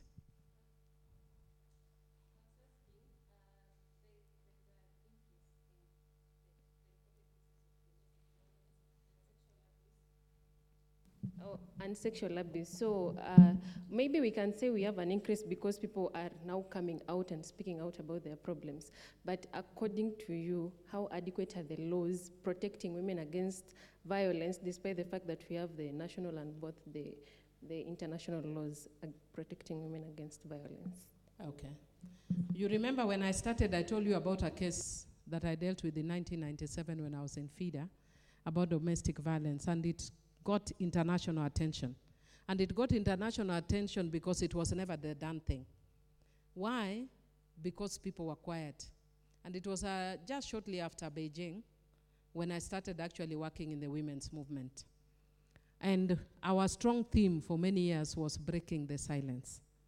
In Kalenjin, people don't talk about sexual issues. So even when people are raped, because even when I was in parliament after the post-election violence, we had a problem in the Kalenjin area when we went with the committee parliamentary committee on IDPs, because they said there are women, that there are women who are violated, but they couldn't talk because in Kalenjin there's a culture called Kipka. Kipka. Is there a Kalenjin here? See, there's such a culture. Yeah, and it's equivalent. In Luo, maybe it's called Chira or I don't know what, but Chira applies when it's culturally out of context. But in every culture, there was something that stopped you from talking about issues sexual. So one of the things that the campaign we did for years was breaking the silence on issues of violence. And at some point, I'm glad, I think some of you who listen to or read, you may have come across a lady called Evensler that came up with something called the vagina monologues. And it is about vagina talking to itself or to you. Yes, yes. It's called vagina monologues. And I went, and despite the fact that I'm very liberal when I went, it is acted out. When I went, it was brought by Njokindung. And when I went, even me, that was too much for me. I mean, like, this content is too much. But I loved the idea. And the idea is because we have shrouded vagina in mystery, then it is a site of fight and of violence because we are shrouding it in mystery. And we are making women feel that if you do anything, you remember Coco? What I was telling you in my mother tongue, that there's an ogra called Coco, that if you talk, Coco is the vagina. If you talk, I'll raise the vagina. So what the vagina monologue says is, let us talk about the vagina and get over it so that we can talk about health, we can talk about agriculture, because we are done talking about the vagina. Yeah? So, and it is about breaking the culture of silence on issues of sexual violence against women. Because we are shy. Like, because I was dealing with a lot of cases of violence against children. I remember one of the cases that I dealt with here in Kajiado Law Courts, that a girl who had been sexually abused, a very young girl, I think she was about 6 or 5 years. But we could not get a conviction because the girl said, aliweka dudu ndani yangu. So the magistrate said, maybe she actually used, the guy must have used a grasshopper and put. Why? Because you taught your daughter that a vagina is, a penis is dudu. So when she's violated, it is a dudu. No, tell your daughter a vagina is a vagina and a penis is a penis. So that when they are violated, they know. And tell them, when we go, I'm glad one of the teachers, he must be a teacher that we trained when we were in Credo. When we go to schools, we always sing this song. We teach them, these are my private parts. These are my private parts. No one should touch them. No one should play with them. Why? So that they know what is private. Because if you don't tell them, anybody will play with them. Anybody will touch them. And for those of you who are parents, I know when it comes close home, you feel it. Especially men. How many of you have children? Not the students, maybe you. And if you have a girl, a young girl, and somebody tells you your girl has been raped, men want to die. You tell them your daughter has been raped, they want to kill. If they are told another woman was raped in the university, it's okay. But my daughter raped, I'm killing you. So it comes that close home. So if you don't want your daughter raped, start teaching them about what is their private parts, and that no one should touch them and no one should play with them. Okay? But we can only do that when we are calling a vagina, not a dudu. so that when you go to court, you are told it was a locust. Yeah?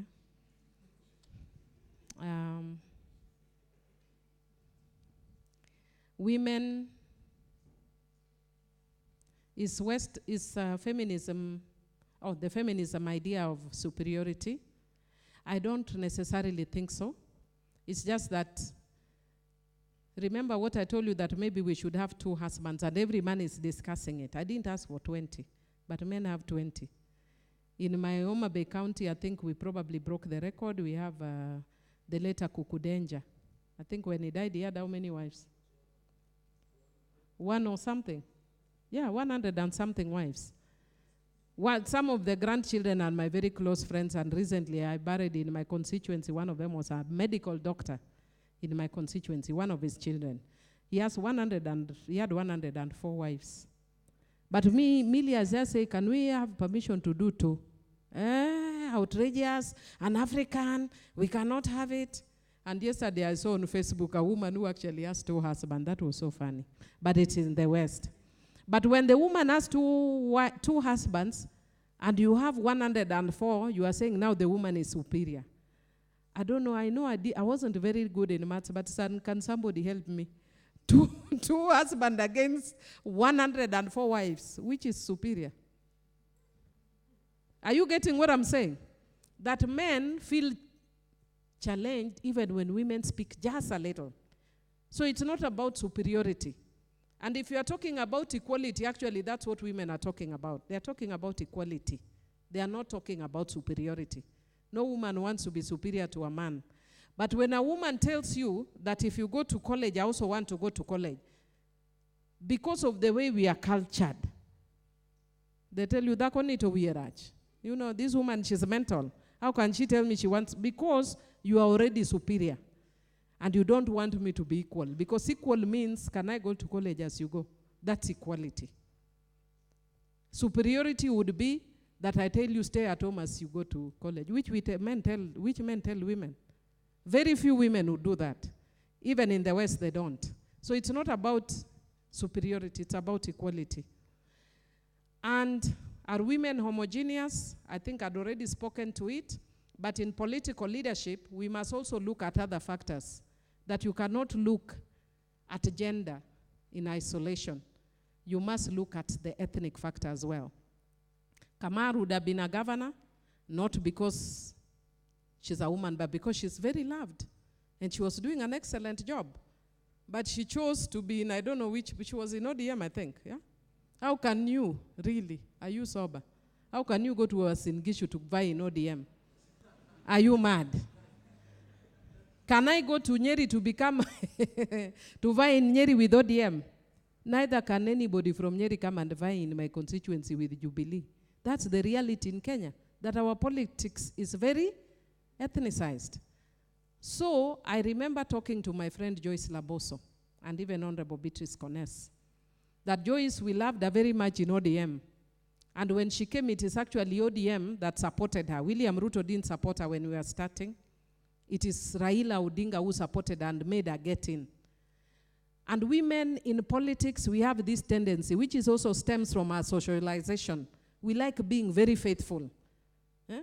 So you follow people, we are loyal. At it's Raila Odinga who brought me, I cannot leave Raila Odinga. She's doing very well, but her ground is URP.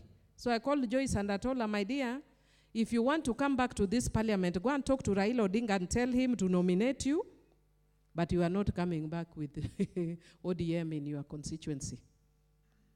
Or tell Raila your reality and move to URP. So she went and saw Raila, spoke to him and moved to URP. Raila said, I understand your reality. Move to URP. And she came back as a member of parliament, became a speaker, and now is a governor because she went to the right party. The women were with her. I visited her several years. Women, we try to support each other across. Sometimes it's difficult, but we try. And I visited her while we were in different parties. And I remember they were raising issues with her. And they were calling her Cheplemindet. The Kalenjins who are here, you know that. Cheplemindet is the Luo woman because she's married to a Luo. And I remember at one point I told her, and I brought her in a big, big gathering. I told her, stand here. I told her, mtuangalie vizuri. Then I turned my back. I said, Angalia nani Cheplemindet? From my back, surely she cannot be Cheplemindet. She's flat. I'm the Cheplemindet. Huh? I'm the Cheplemindet. She's not the Cheplemindet. Hello, hello? So you must also learn to deal with ethnic politics. You cannot, as women, if you are interested in politics, it is actually almost, it's a tragedy for those of us with values. I've written a book called Political Leadership, Lessons for Aspiring Women Leaders. And I said that for those of us who came from an exalted position, because I've always been a value person, it forced me to narrow my prism to an ethnic angle, unfortunately, if I wanted to come in. From being a person who had a nationalistic outlook, I had to have a Subanistic altitude, not even just Luo, Subanistic. I have to make sure, and for those of you who listen to me, I speak very strongly about Suba. I'm a Suba, number one. Why? Because my strongest voting base in my constituency is Suba. Many of you don't understand, but I have Subas and Luo in my constituency. Subas are Bantus, Luos are Nilots. And my father is Suba, my mother is Luo. And when I go to the ground, not only did I now not become a Luo, I had to also be a Suba. God, I had to be plus a Suba. Yeah? But that's the reality in Kenyan politics. And then on the issue of even women are the ones shaming other women, it's from our socialization. And I think if you remember the stories, I think many stories that we are told, you grow up being told, even if you are a lion, but you grow up being told you are a cat. Until something happens, you'll always think you are a cat. So a lot of us women, we have grown up thinking we are cats. We don't know we are lions. And that's why we deride women. It's about socialization. Finally, let me just talk about the issue of the law. Then I'll take just a few last round because I saw many hands. On the law, I want to talk because I think there was a question that was asked about marital rape, and I said because today I was taking a social angle, but I'll speak a little to the law. And we came up with the Sexual Offences Act. Njokindungu, I'm sure you know the Njokindungu Act. But the Njokindungu Act, I can tell you actually I did the draft when I was out. And so Njoki brought it because she was in parliament. And I can tell you the reasons why we brought the Sexual Offences Act. Number one, because the law was not gendered. It presumed that only women could be sexually violated. Yet, the cases that were coming to us, even boys were being sodomized. So one, we wanted to gender the law and also acknowledge the reality that boys could also be violated. Number two, there were types of violence, of sexual violences that were not covered, like a gang rape, and it was very common that time that robbers would come into your house and gang rape you while your wife watches. So if you notice, if you look at the Sexual Offences Act, we have criminalized offenses where the family is involved. Number three, I'm not following the count, but number three, we did not, the courts were not very kind in defining what is private. And there used to be a woman who was very active and who was one of actually the pioneers on fighting this issue of sexual and gender-based violence, called Fatima Nyanzwa. And she was very well known, and she was moving all over, and people knew her. She was all over in the media. And then she goes into a matatu, and a man goes and starts rubbing behind her back. So she goes to court and said, this man has committed an indecent act. And the indecent act then was defined as something to do with private parts. Then the court told her, we are sorry, but your buttocks are not private. So at one point, I actually said that what we should have done as women lawyers, since the judges said the buttocks were not private, I said we should have worn our nice suits, black, yeah? We go to court, but with a hole. Then when they tell us that you have a matter, yes, Your Honor, since it is not private anyway. If my buttocks is not private, then we should just have a fashion showing the buttocks, since they are not private. Yeah? So we wanted to include what is not private. Coming to the issue where you told me about marital, I don't know what's about marital rape, and I cannot go through all the reasons why we wanted, But the others I can say is that sexual history of a woman was allowed when the matter came before court. And I remember one of the cases I was dealing with involved a 6-year-old girl who was raped by 3 men.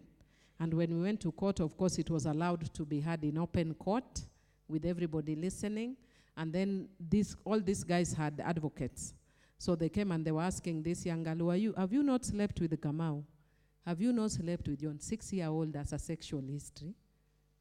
But it was allowed in court. I remember I used to dramatize in court. I say, how you cannot do that? The magistrate says, the law allows. If you want to change, go to parliament. And I told them, yes, I'm going to parliament and we are changing it. But before we went to parliament, we got the draft and Joki mercifully brought it. So I'm very happy. But we changed some of those things that were utterly ridiculous. That you would ask a 6-year-old girl her sexual history. Then I remember one case of a woman who came to me when I was in FIDA. And when she came, she wanted the divorce, but she was so fearful. And when she came, she looked the age of my mother. And those days, I don't know who to blame, whether my husband or myself for eating too much. I was a very petite, pretty young girl. So when people would come, they would be like, us, we don't want to talk to that young girl. Because I was so young, what would she understand about marital affairs? But because we didn't have many lawyers then, they would be sent to me. But very quickly, they learned to trust me because I used to deal with their cases very well. So this woman was sent to me, and she looked the age of my mother. And when she came, and it took her a while to explain to me what was going on, why she wanted the divorce. And she said she dropped out of school in Form 2 because she was a very pretty girl. So the husband didn't want somebody else getting her, so he married her at Form 2. And when he married her, this guy was very rich. And he was the first person I saw with a mobile. Those days, there were no mobile phones. So he had a mobile and a BMW. And he was a Jaluo, woe unto us. If he came to the office, everybody knew, hello, I don't know what. Because a Jaluo with a mobile and a BMW. Hey, we were in trouble. But the woman was haggard. And then when the man came, I said, now I understand why they're having problem. Because she was much older than him. And I said, how did this man marry a lady who was much older than him? But she said every time she went out to the market, she was not allowed to go out of the house. But she would go under guard. But even when she came back, the husband would check her private parts with a torch to see whether she had been sleeping with somebody under guard. And then sometimes he would just say, you look like you are sleeping with somebody, and take sticks and bottle tops and insert in her private part. The husband, not somebody else. And she reached a level and she said, I cannot stand this anymore. I don't have any money. I am an orphan. This guy married me when I was an orphan. And I said, you don't have anywhere to go? That time the Women Rights Awareness Program was there, took her in shelter for a while, and then we set her up in Kibera slums. And she was in an upmarket area. And her own children who were in high school that time told her, Mom, leave, even if you are going to stay in Kibera. Then this woman came to see me later. She was a young girl. Guess what? She was just old because she was stressed. She was living in Kibera slums. She suddenly became young. But she was living in affluence. She was very old and haggard because of what she was going through. So those are some of the reasons that informed. And women used to tell us horror stories in marital beds. So if you ask me, can there be marital rape? Yes, there can be marital rape. A man insisting on sex after you have gone for surgery to have a baby. You know that will take you back to hospital, but he wants sex. And he says it is my right. Yeah? Of course, even if you were to pass it, we should provide a provision that then women should not use it as a tool. Yeah? But men must also be wise in how you are dealing with your wives. If she says no, it is no. Yeah? Plus, people will also tell you there's an age that women reach. And then issues of sex suddenly is not the most interesting thing. It's like telling me to climb a tree and go and pluck mangoes. It may be useful if I had salt, but it's not worth the struggle. Please understand that also about women. So don't force yourself on women. It's a reality. You see why I was telling you don't bring us to a church. So I have made inference to some of the offenses that are in the Sexual Offences Act, but because of time, we have not. I've, since when I went to Parliament, also brought the Counter-Trafficking in Persons and Victim Protection Act, which also buttressed the Sexual Offences Act, because there are also cases of counter-trafficking that we are not covered, that we have dealt with. When a lot of the bills that I'm bringing in Parliament are informed by my experience when I was working outside. So, yes, can there be marital rape? Yes, there can be, but our laws do not cover, because the men were opposed to it, because they do not know the realities in marital beds, and because we are also being African. There. Final set of questions. If I've left anybody, forgive me. Can I take only 3 or 4? One woman. Oh, now two women have carried, because the women have not carrying, I'll allow them. You? Thank you. Efia Tieno, a fourth-year student. And first, I would just like to give a small reaction to my friend's comment here. I think when it comes to these killings that are happening, we are looking at it basically on the materialistic side. But there are other non-materialistic aspects of a relationship. Just me even being in a relationship with you, that's an investment, according to me. My question, anyway, would be, according to you, do you think the women issues in this country are sociocultural or they are more legal? Because one instance I would give is the gender bill, which has flopped 4 times in Parliament. And I tend to wonder, why is it flopping constantly? Is it that the women cannot rally the men to actually vote for this bill, yet it's actually provided for in our constitution, and by virtue of it being in our constitution, I think it would be pretty easier to implement it? Or is it just because the men, or even some of the women, are socially or culturally inclined to the traditional view of women in the society? Thank you. Next person.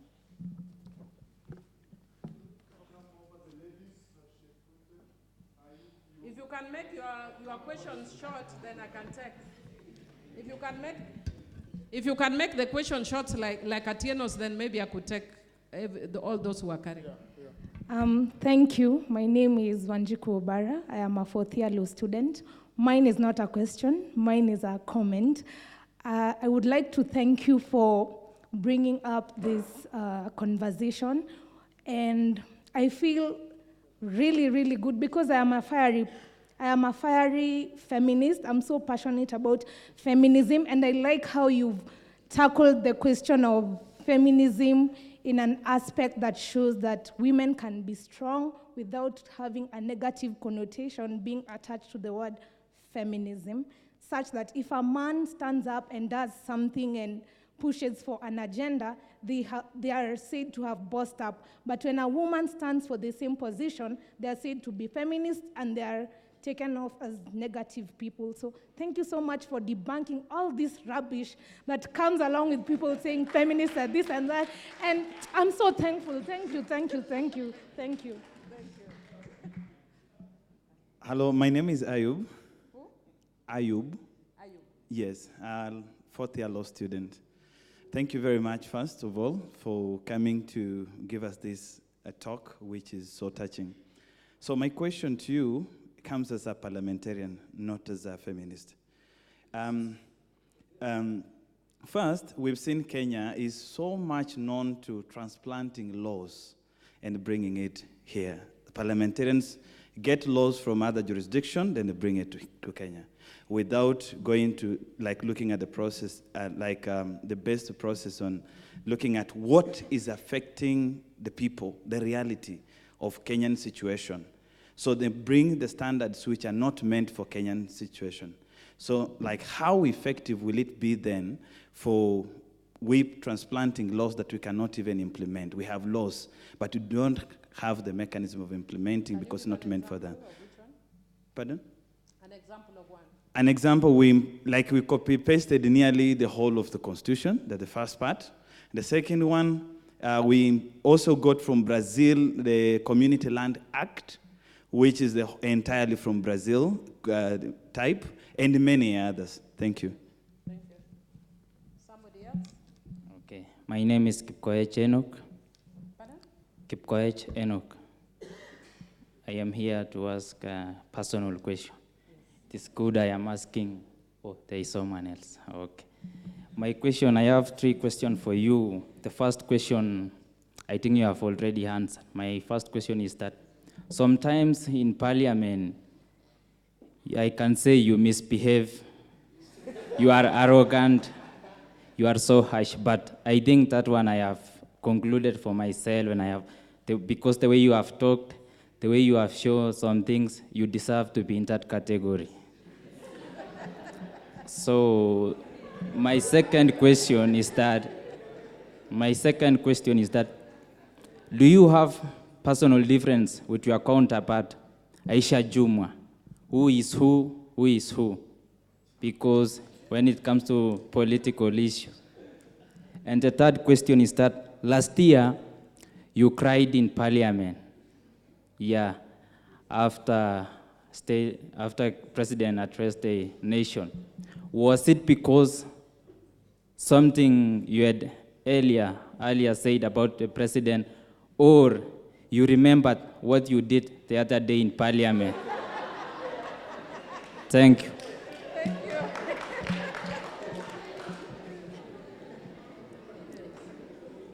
Thank you very much, Mheshimiwa. My name is Mr. Kobina. My name is Mr. Kobina. I'm a 30-year law student, and my question is very different from what we have been discussing. I'm seeking a clarification, and I'm making a request due to the fact that you are a parliamentarian and you are sitting in the Legal Affairs Committee, where my area MP sits in, Honorable Jeptumo, is doing a good job. And I want to ask about, we are talking about empowering the youth and promoting the youth to be leaders tomorrow. Then, right now in universities, we have a different way of voting, which is very different from the national style.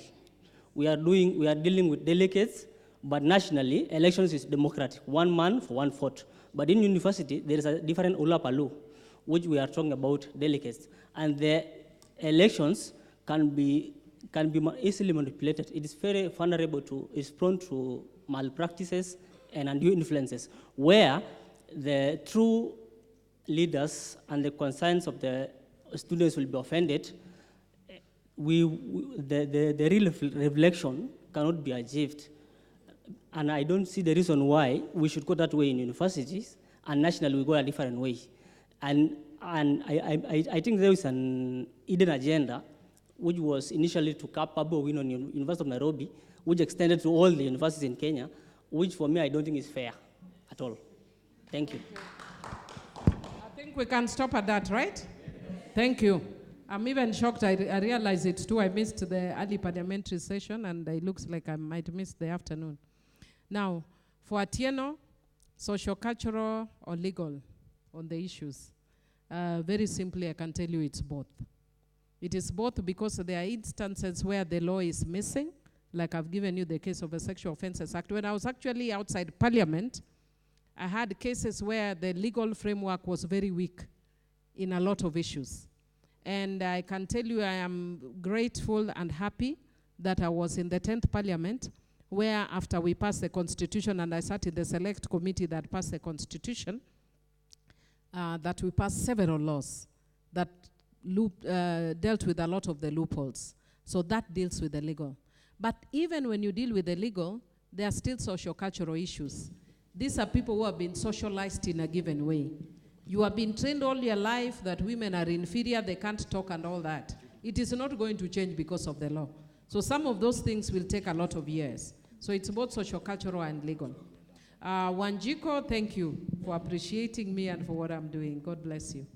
For Ayub, on transplanting laws, that's why I was asking you specifically which one. I know that our constitution borrowed very heavily from South Africa, but I don't think it is very problematic because South Africa and Kenya are very similar.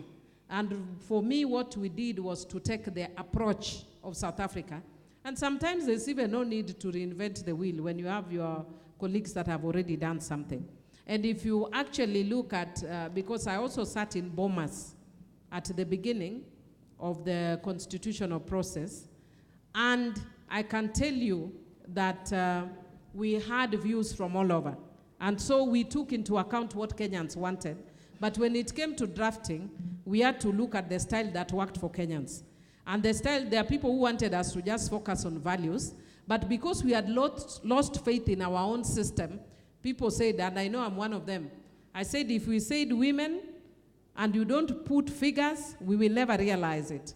And if you remember the first campaign for the Constitution, I was an opponent. And I was an opponent because there were no figures and there were no numbers for women. And it has come to pass that we only put 47, and after that the men have refused. Imagine if there was no 47. They would have would not have gotten the numbers.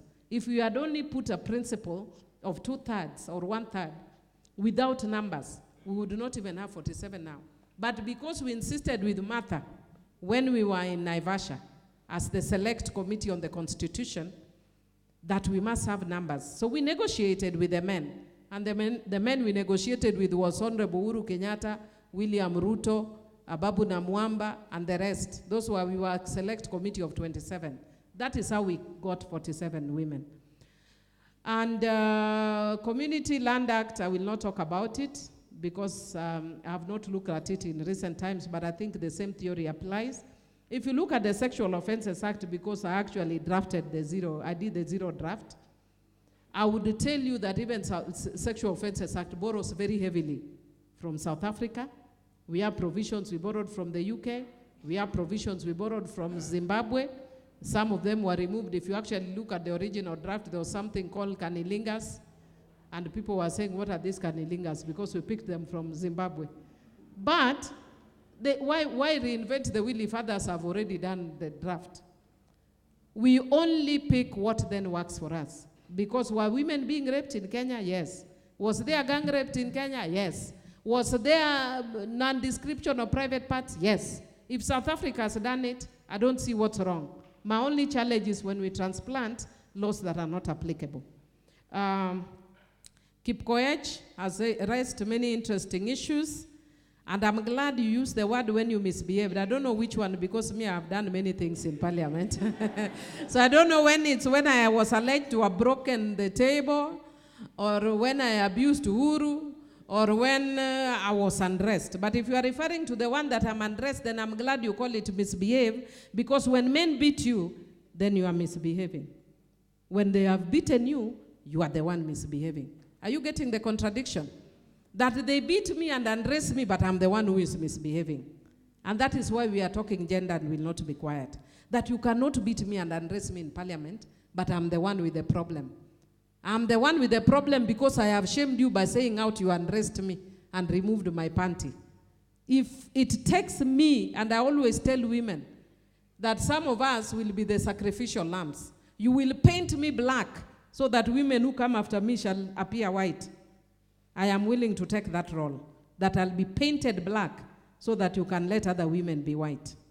And I would also want to say, you asked a question, do I have a difference with Aisha Jumwa? No, none, not of a personal nature. But politically, yes. So long as we are on different paths, we have difference. And nikimpata on the pulpit, nitamtuanga na atanituanga. But we will sit and have coffee. And women must learn to play politics the way men play. That nitakutuanga kwa podium, and that's what men do. Sometimes kinadwale wananichapa, then they come and say, Millie, tulikuchapa. I said, we ngoja, I'm responding. But we are saying this when we are sitting having coffee. So women, we are also learning to play politics, except some of us still don't know. Sometimes I tuanga some of the leaders, like I tuanga William or I tuanga the president, especially the new women. So I'd meet some of them, then they pass me. They are not saying hi to me. I say hi. I said, what's the matter with you? Why are you not saying hi to me? I said, because you attacked William. So, the same William, if I meet him, I'll say hi to him. The same Uhuru, if I meet him, I'll say hi to him. Did I cry during the opening? I actually didn't, though I've cried in Parliament before. But the one I can remember when I cried when I remembered the people who were murdered in front of me the day when Raila was coming. And I saw people who are just walking being shot and killed. And I saw children being killed. And it takes you to be inhuman not to feel that sort of pain when human beings are killed in front of you. And I cried when I said, as a country, we must stop. That we must find a system that would enable us to politic without killing each other. And I will say it and I will repeat it, and I support the handshake, and I hope that they are genuine with the handshake so that we can get this killing as an issue of the past. And I've cried again on the floor of the House on the 10th Parliament, when as a select committee, we went around looking at issues of IDPs. And I had horror stories. And when I was sharing back on the floor of the House about the horror stories we'd had, a woman who came back with the head of the husband in a paper bag because culturally she had to bury the husband. I had stories of women who lost their entire children from Kisii to Uasin Gishu, to Luhyaland, to Nairobi, to Mombasa. We had horrible, horrible tales about women who are raped. Women who are coming, one of them was raped. Her stories kept appearing in the papers. Even when she died, her story was in the papers. And she got HIV and AIDS when she was raped during that incident. So yes, I will cry for Kenya that we can disagree, but we don't have to kill each other. And we can disagree verbally, very violently, and I can call you names, but let us not kill each other. It is not worth it.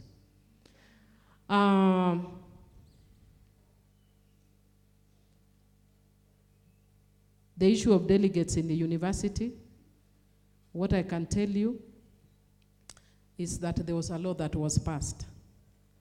I am a leader. I am in a university. I am a politician. I'm sure Nazarene University has a way of dealing with it. Are you getting me? I will not talk about it. Sometimes I'll try and talk smartly, but I will not talk about it. I have my preferences. I have my views. But, and if you listen to me, you probably know where my views would be. But I choose not to talk about it. Are we together? Are we together? Yes. I choose not to talk about it. I am a human rights person with a democracy background.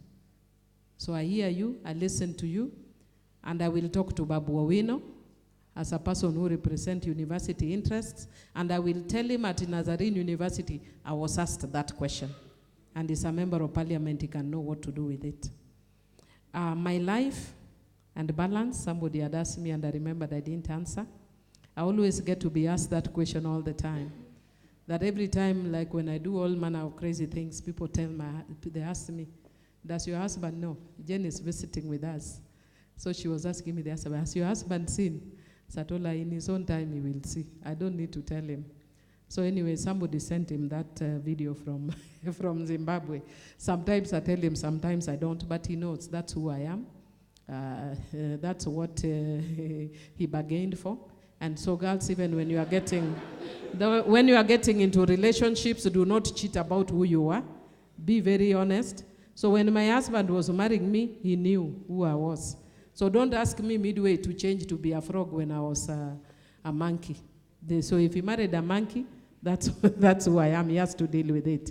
Because when I met him, what attracted me to him when I met him is that he was carrying a Bible. So me, that's what I bargained for. That while I'm doing my theatrics, there's somebody praying for me. He's a church elder. There's somebody praying for me. He's a church elder. So he prays for me while I'm doing my theatrics. So it works for me. But I consciously make an effort to create a balance. It's difficult. But I consciously try to make an effort. And I do certain things, certain ways. One, that if you look for me at 6 p.m., you will not get me because my phone goes off. Why? Because I spend time with my family. Even if it is spending time while he's seated there on his Facebook and I'm seated on mine, because that's how people operate nowadays, but it is within our space. Number two, you can find me when I go home. If I have a house since they burnt the last one, but my mother's home is still there, you can come in any time. You will not come to my house in Nairobi unless you are my friend and I invite you, because I keep my space. I am very different in private from what you see in public. That one, it is my family, who knows? You have no business asking me what it is because you are not my husband and I will not tell you.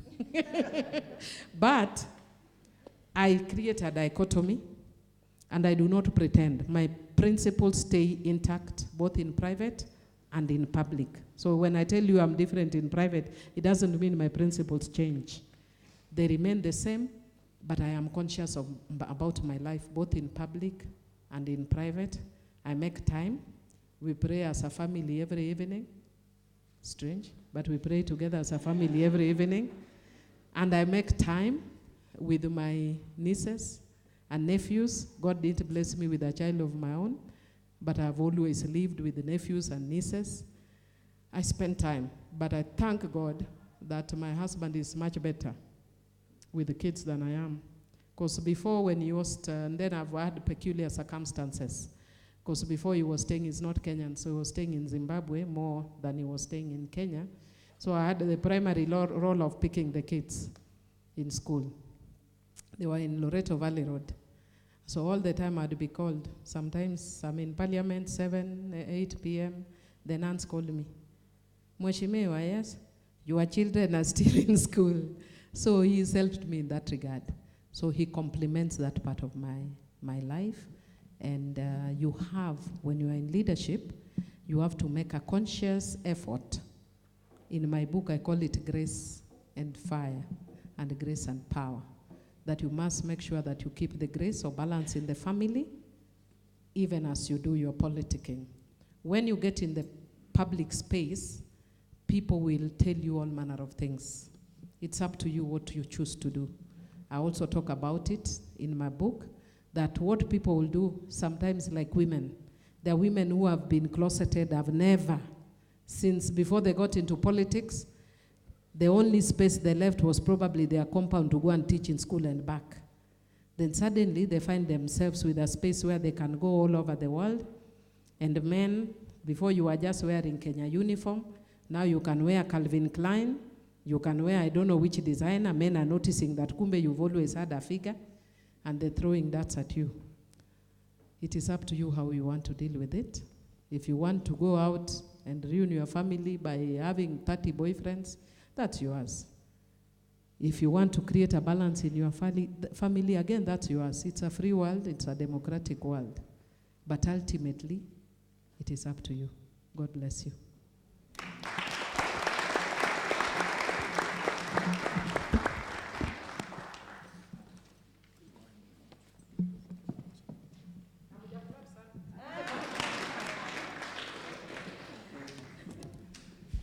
So, good afternoon.